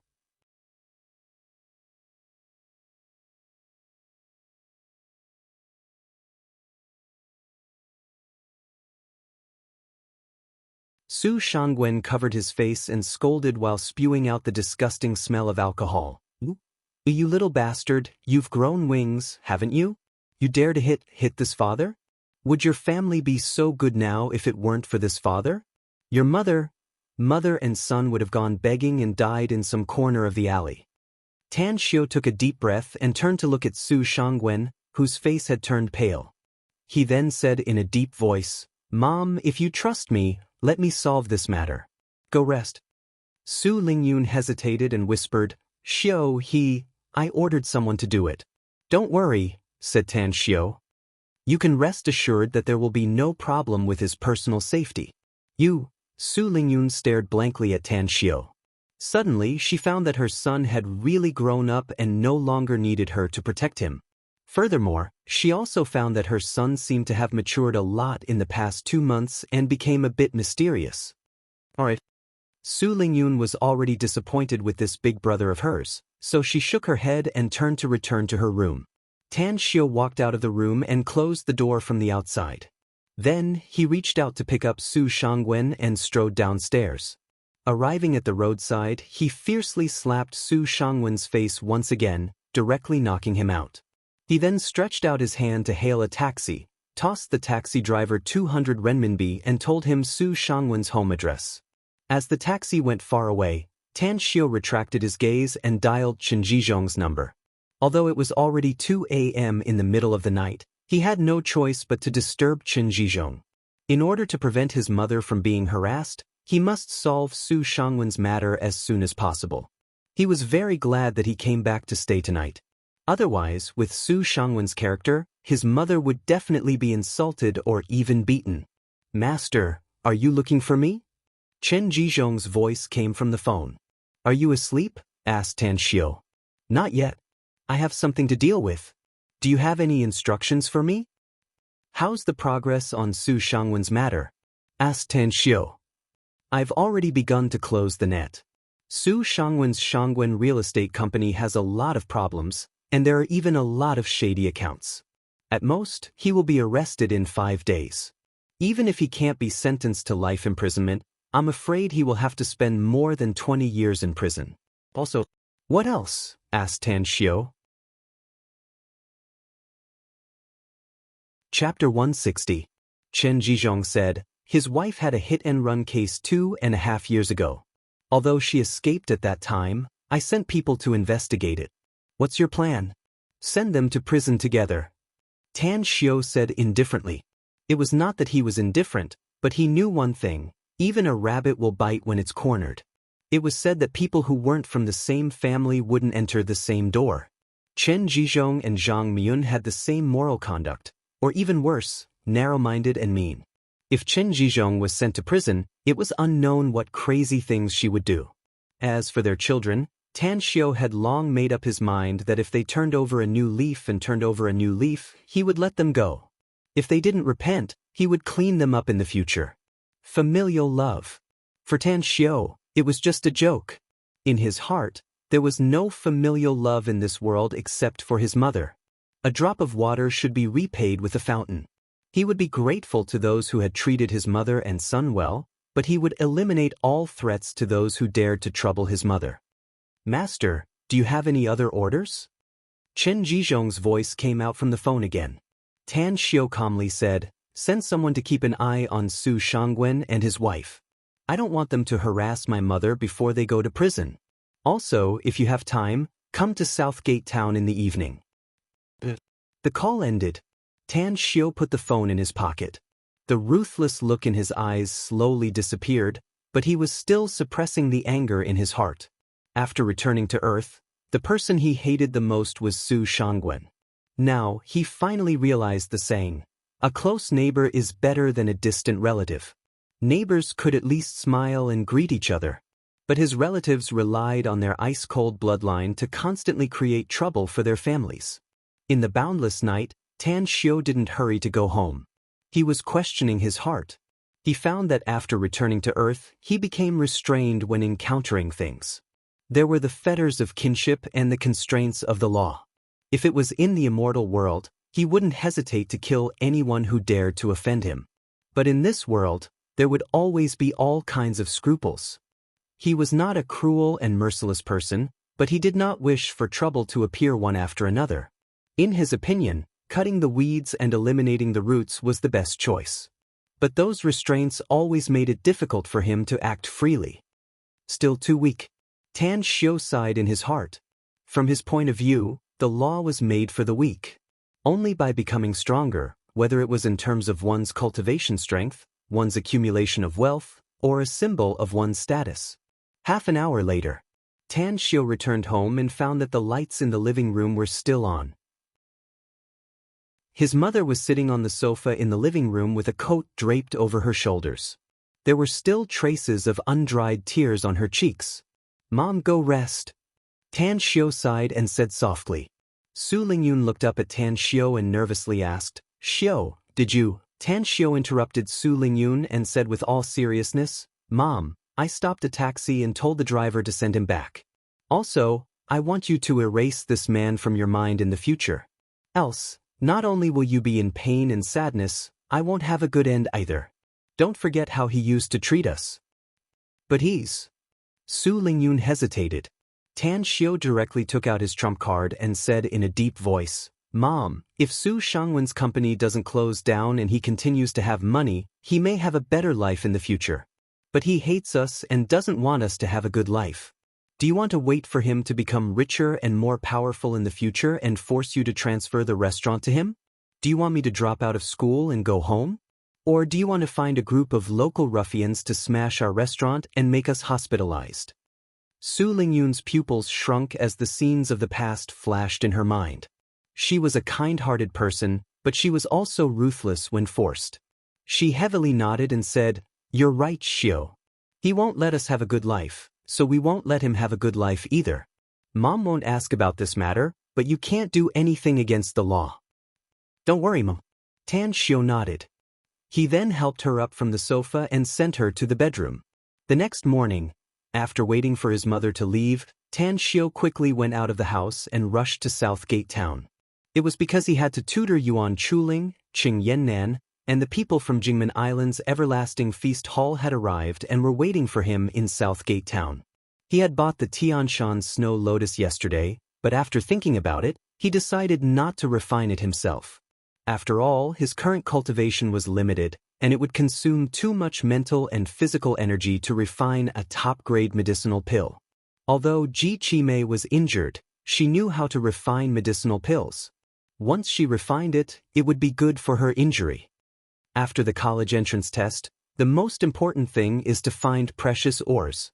I already have the void crack stone now, so as long as I have all the materials needed to refine an interspatial container, I must hurry up and refine it. It's very inconvenient to always hold things with my hands when I'm outside. After returning to Southgate Town with the Tianshan Snow Lotus, Tan Xiu handed over the things to Ji Qimei, who had personally rushed over. After sending her away, he stood in front of the bedroom window and pondered. Human's desire was endless. Tan Xiu's heart had been haunted by the heart's devil countless times, and it had simply reached the point of being tempered into steel. But even so, he still somewhat missed the treasures he had in the immortal world. 2 days passed by in a flash. The college entrance test had finally arrived. At the entrance of Xingqing City's number 1 high school. After arriving in a taxi, Tan Xiu found that all the students in his class had arrived. The head teacher, Han Qingwu, was counting the number of people. Tan Xiu, you finally came. Upon seeing Tan Xiu, Han Qingwu finally felt relieved. Tan Xiu said with a smile, there was a bit of a traffic jam on the road, so I came a bit late. Han Qingwu snappily said, can't you come a bit earlier? It's our turn to enter the school. Don't be nervous when we get to the exam venue. Just do your best and strive to get excellent results. Rest assured. Tan Xiu nodded. So, after checking their ID cards and admission tickets, the students of class 10 lined up and entered the school gate. After entering, they separated and looked for their own exam venue. Eldest brother, I'm in the 36th exam venue. Which one are you in? Yuan Chuling, who was holding a stationery bag, asked Tan Xiu. 18. Tan Xiu said. A bit of regret appeared on Yuan Chuling's face as he said, it's a pity that we're not in the same exam venue. Otherwise, I have the confidence to be admitted to the best key university in the country. Tan Xiu snappily said, this college entrance examination is different from the past. It's almost impossible to cheat. You'd better put away that crooked idea and rely on your own real ability to answer the questions. However, he was happy in his heart, because he just thought that it was not convenient for others to cheat, but it was very convenient for him. When taking the exam, as long as he released his divine sense, he could clearly see the answers on the examinees' test papers in many classrooms. If there were only a few answers, copying might not have any effect. But if there were hundreds of answers, plus his own knowledge, Tan Xiu felt that if he couldn't get a good result in the exam, it would be a waste of his talent. The test papers were handed out. Tan Xiu glanced at all the questions from beginning to end, and then began to answer the questions with great speed. About half an hour later, he had finished answering all the questions in the entire test paper. This time, he didn't hold back. 10 years of hard work, just to pass the exam in the imperial examination. The college entrance examination was to verify the results of more than 10 years of study. Tan Xiu checked the answers. When he was bored, he began to use his divine sense to observe the answers of the other examinees. He didn't know whether to laugh or cry. The accuracy of the answers of the examinees sitting around him was surprisingly poor. One of them even wrote the most basic essay questions off topic. Hand in the paper, the invigilator said when the time was up. The Chinese exam in the morning, the math exam in the afternoon, and the exams in the next 2 days were spent with the worries of the examinees and their parents. Tan Xiu's exam went smoothly and he was very happy, because he finally didn't have to stay in the classroom and waste time. The next 2 months of vacation made him feel like a bird flying in the sky. After returning to school, Tan Xiu took a photo with his classmates from class 10 and immediately left. He didn't have much friendship with his classmates from class 10. In the class, he only had a good relationship with Yuan Chuling, Qing Yannan, and a few others. Eldest brother, my dad has given me a death order. No matter what, I must invite you to be a guest at home. So, will you come with me now? Yuan Chuling followed Tan Xiao out of the school gate and said with a smile. Tan Xiao glanced at the Mercedes-Benz parked on the roadside outside the school gate as well as the driver standing at the door. After a moment of silence, he said, "Have you decided which university you want to study?" Yuan Chuling nodded. "Yes, I'm going to Shanghai." Tan Xiao was surprised. "Didn't your dad want you to go to the imperial capital? What are you going to do there?" Yuan Chuling seriously said, "My character is not suitable to study in the imperial capital. The public security there is too good, and there are too many playboys there. If I really go to the imperial capital, who knows when I'll have a fight with some playboy. Didn't they say that? A strong dragon can't suppress a local snake. I'm fine in Star City, but I'm nothing in the imperial capital. So I don't want to suffer there." Tan Xiao couldn't help laughing and said, "I didn't expect you to be so considerate. Going to Shanghai is also good. After all, it's the most prosperous city in the country and also the financial center. If you study hard and work hard, you may be able to have a career in Shanghai." Yuan Chuling said with a smile, "Eldest brother, don't play dumb with me. Are you going with me or not? Just give me a straight answer. I'll tell you in advance that if you don't go with me, I'll definitely be beaten by my dad when I get home." "I'll go." Tan Xiao nodded with a smile. He was perfectly aware of the reason why Yuan Zhengxian wanted him to be a guest. It had been more than a month since the kidnapping case. Since the police hadn't come to find him, it meant that Yuan Zhengxian and Zhao Jing hadn't said anything about him. He was also aware that some people owed a favor. If they didn't say anything, they would always keep thinking about it.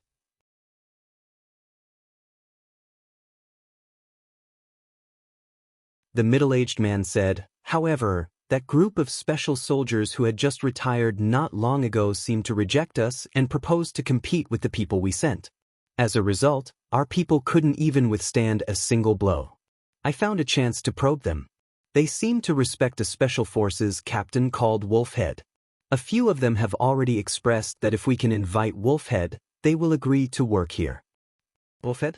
Yuan Zhengxian asked, "Have you investigated Wolfhead's identity?"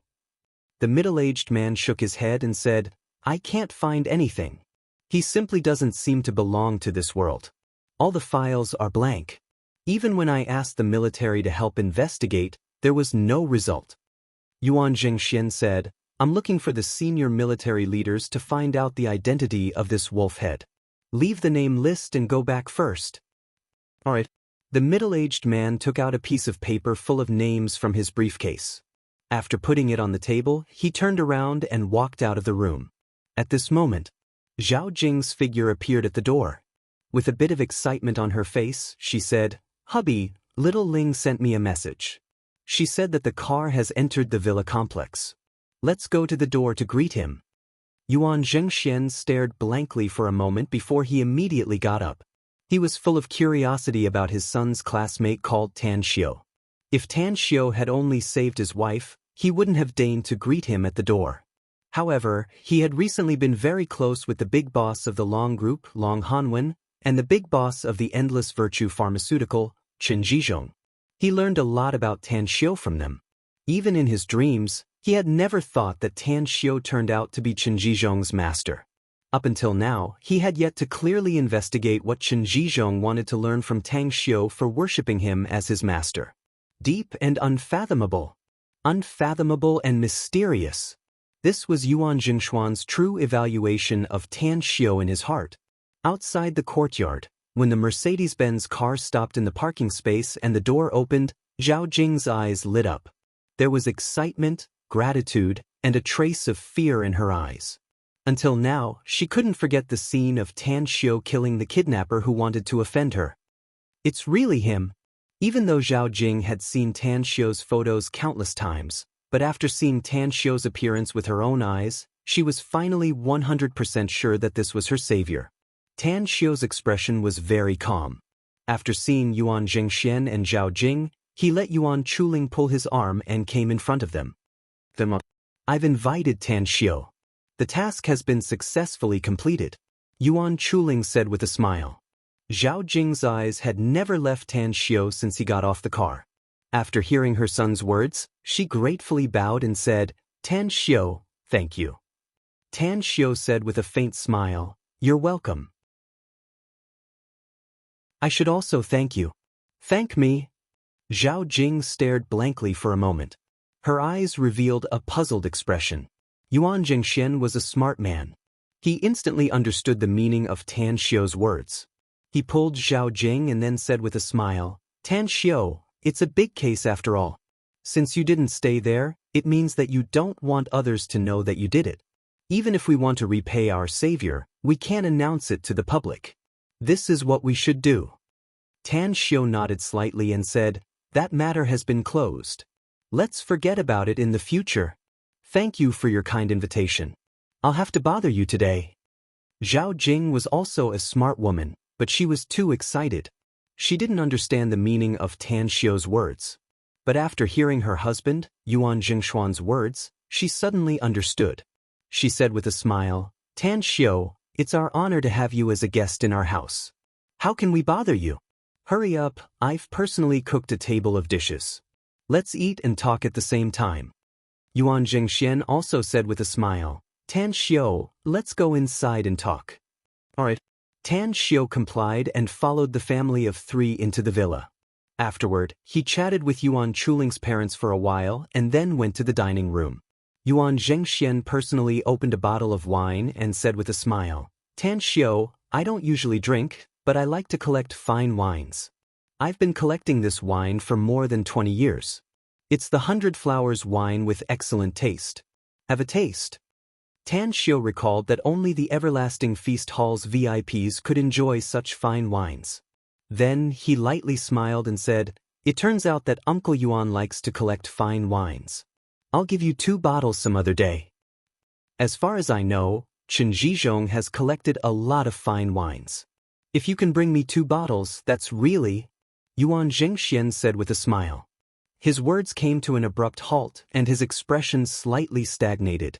Tan Xiao's expression moved as he said with a faint smile, "It seems that Uncle Yuan is very concerned about my affairs. You even know that Chen Zhizhong is my disciple." Yuan Jingshuan's mouth slipped and he secretly regretted it. Upon hearing Tan Xiao's words, how could he not understand the underlying meaning? He forced a smile and said, "Tan Xiao, you're my son's classmate and my wife's savior. I want to know more about you. It's just that I didn't expect the result of the investigation to be so unbelievable. I can feel that you're not an ordinary child and should be able to understand my thoughts. I hope you won't take offense." "I understand." Tan Xiao nodded. "Dad, how can my big brother be an ordinary person?" Yuan Chuling said. "Not only is Tan Xiao excellent in his studies, he's also very good in martial arts. That's right, he has already started his business. Compared to him, I'm simply too weak." Yuan Jingxian and Zhao Jing looked at each other with a surprised expression. "Tan Xiao, didn't you just take the college entrance test?" Yuan Jingxian asked. "You've already started your business? What kind of business? Do you need Uncle Yuan's help?" "Thank you for your kind intentions, Uncle Yuan," Tan Xiao said, "but it's just a small business, so I don't need to trouble you for the time being. I'll ask you if that day comes in the future." "That's good then," Yuan Jingxian said with a smile. "I'll tell you that if you need me in the future, don't hesitate to ask me. As long as I can do it, I'll never refuse. Dad, don't look down on my big brother. He's very powerful," Yuan Chuling said. "Even the famous Kang Xia, Yuan Chuling." Tan Xiao touched him and called out in a low voice. Yuan Jingxian looked at his son and then looked at Tan Xiao. With a confused expression he said, "Kang Xia? The business genius who recently came to Star City to establish the magnificent Tang Corporation?" Yuan Chuling glanced at Tan Xiao and found an unhappy expression on his face. With a sullen expression he said, "Big brother, they're my parents. There's no need to hide it, is there?" Tan Xiao sighed inwardly. He looked at Yuan Jingxian and said, "Actually, I'm the owner of the magnificent Tang Corporation. But I rarely ask about the company's affairs, and Kang Xia usually takes care of it." "What?" Yuan Jingxian suddenly got up with a horrified expression on his face. Who is Kang Xia? She was a business genius who had once caused a sensation all over the world. Ever since she left the world's financial center, Wall Street, and returned to China, everything she had done proved that her reputation wasn't undeserved. She was a powerful business genius who had refused countless invitations from large companies, making countless super-rich people feel regretful. Yet, she came to Star City to establish a company and turned out to be working for Tan Xiu? How could this be possible? Zhao Jing also had a look of disbelief on her face. She had an advertising company in the same building as the magnificent Tang Corporation, so she was very clear about Kang Xia's matter. She also had some knowledge about the magnificent Tang Corporation, but she never thought that the magnificent Tang Corporation belonged to Tan Xiu, nor did she expect that Kang Xia turned out to be working for Tan Xiu.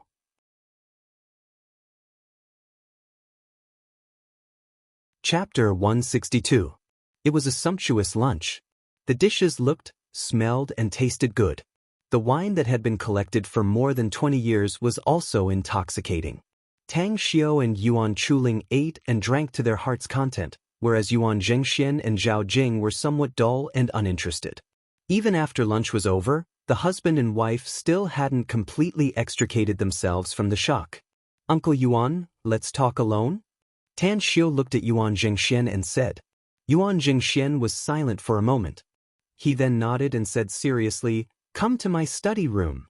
Little Jing, help us brew a pot of tea and send it to the study room." Yuan Chuling was surprised. "Eldest brother, what do you want to talk to my dad about? Why did he have to be so secretive? Can't I listen to it?" Tan Xiu didn't answer. Yuan Zhengxian then said with a deep voice, "Little Ling, watch TV in the living room." "All right." Yuan Chuling helplessly shrugged his shoulders and walked to the living room with a lack of interest. Yuan Jingshuan's study room was antique and full of literary atmosphere.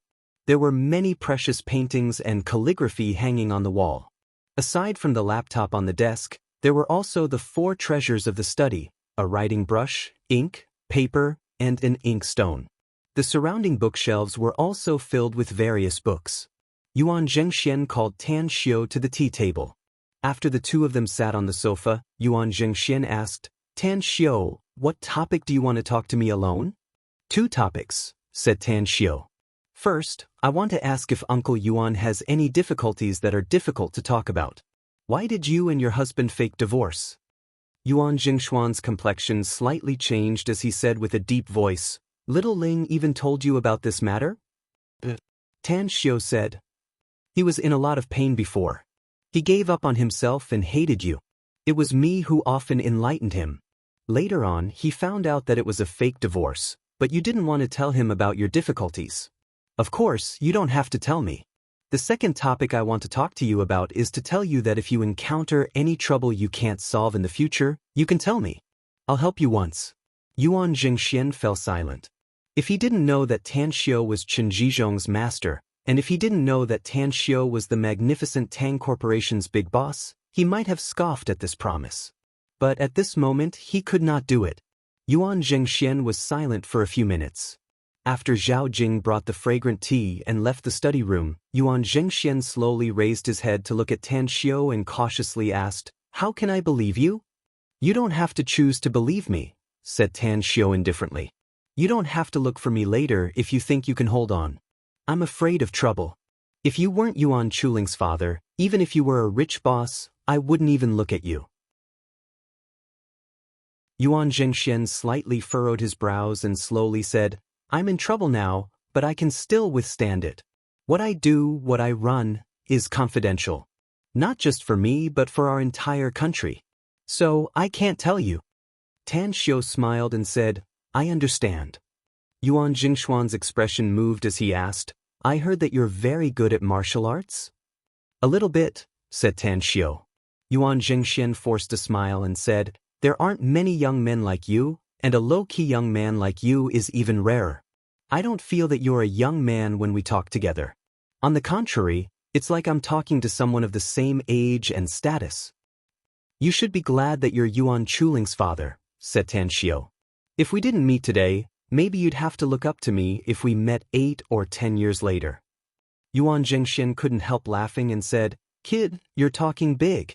Tan Xiu confidently said, "Being a powerhouse isn't just a bluff. The road ahead is still very long, so let's walk and see. Walk and see? Yuan Zhengxian squinted his eyes.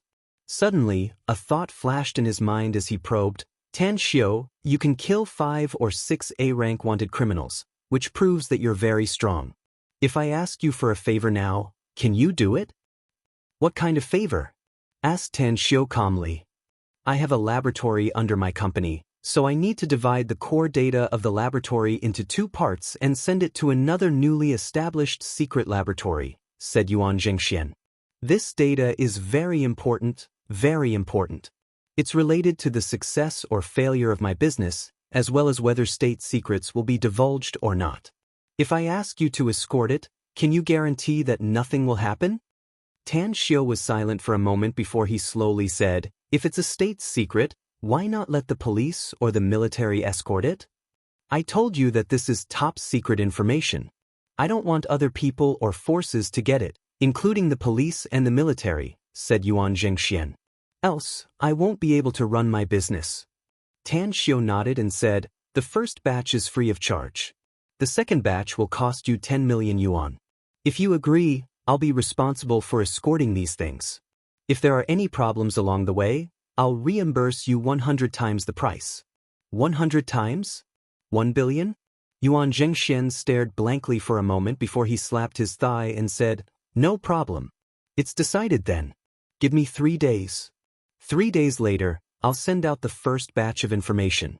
My men will be responsible for the transportation, and you will be responsible for escorting them.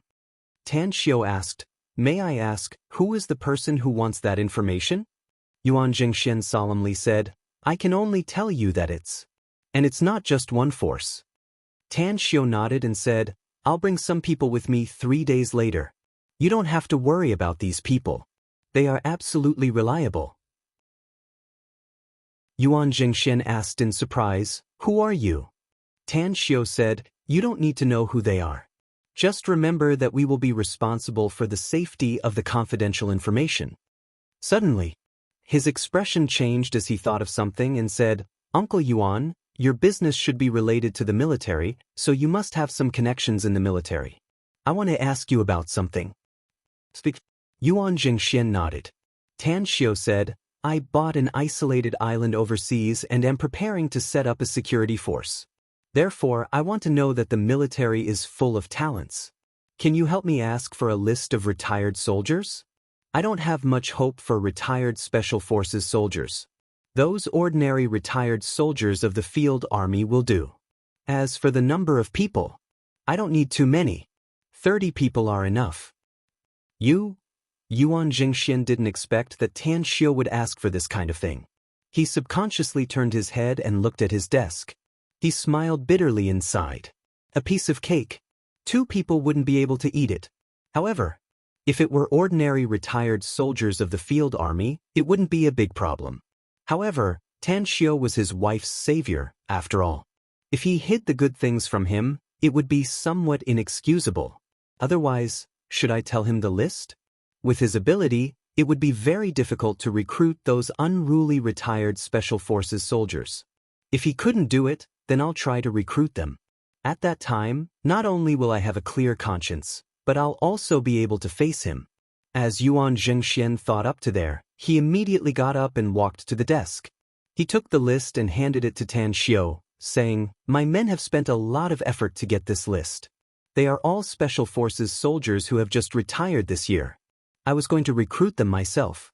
If you can recruit them for your own use, then I'll give them to you. But if you can't do it, then don't blame me if I recruit them to my side. Tan Xiu glanced at the list a few times, memorizing the names and contact information on it. Then he returned the list to Yuan Zhengxian, nodded and said, thank you, Uncle Yuan. If I can't invite them, then it has nothing to do with them. But if you can invite them, then I naturally won't have any bad thoughts. Yuan Zhengxian laughed aloud. Tan Xiu, you give me the feeling of the new waves of the Yangtze River push the old waves, while the old waves die on the beach. What's the saying again? Once the wind and clouds meet, they will transform into dragons. You're already so powerful now, so I really don't know how great your achievements will be in the future. As you just said, maybe 8 to 10 years later, I'll really look up to you. Tan Xiu let out a faint smile and naturally accepted Yuan Jingxuan's praise. Subsequently, after the two chatted for a while, Tan Xiu got up and left Southgate Town. When Tan Xiu came back, he saw Gu Yin leaning on the sofa and sleeping soundly. The house was quiet, and Mu Qingping's figure was nowhere to be seen. Tan Xiu went upstairs to get a blanket and gently covered Gu Yin's body. Then he personally brewed a pot of tea and drank it in the living room, waiting for Gu Yin to wake up. Since he had nothing to do, he remembered that he had promised Gu Yin that he would take her out to play for a day after the college entrance test. Therefore, he called the new idea training course's teacher and informed her to stop the afternoon class. Tan Xiu liked Gu Yin and doted on his little apprentice from the bottom of his heart. After all, to be able to be tortured by her physique for more than 2 years, but still not die from the pain, her tenacity was really strong. If it were him, with Gu Yin's age, perhaps he would not be able to hold on and die.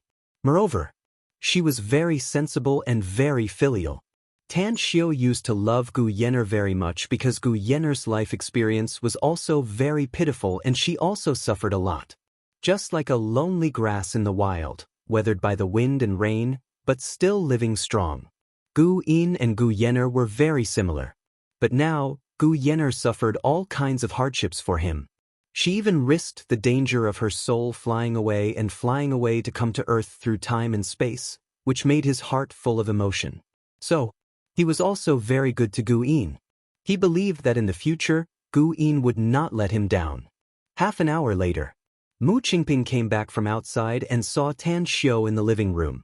She was slightly surprised, but when her eyes fell on her daughter, her heart suddenly warmed. Tan Xiu waved his hand to interrupt her. He got up and walked over, saying, Yin is still sleeping. She seems to be very tired, so let her sleep for a while. I just called her tutor and said that she won't continue the tutoring in the afternoon. I promised her that I would take her out to play. Mu Qingping could feel Tan Xiu's love for her daughter. She nodded almost without any hesitation and said, Then you go. I'll do the housework at home. Yesterday, 10 chapters were released. Now I'm still dizzy and sleepy. Rong Jingye needs to rest for a few days before continuing to release.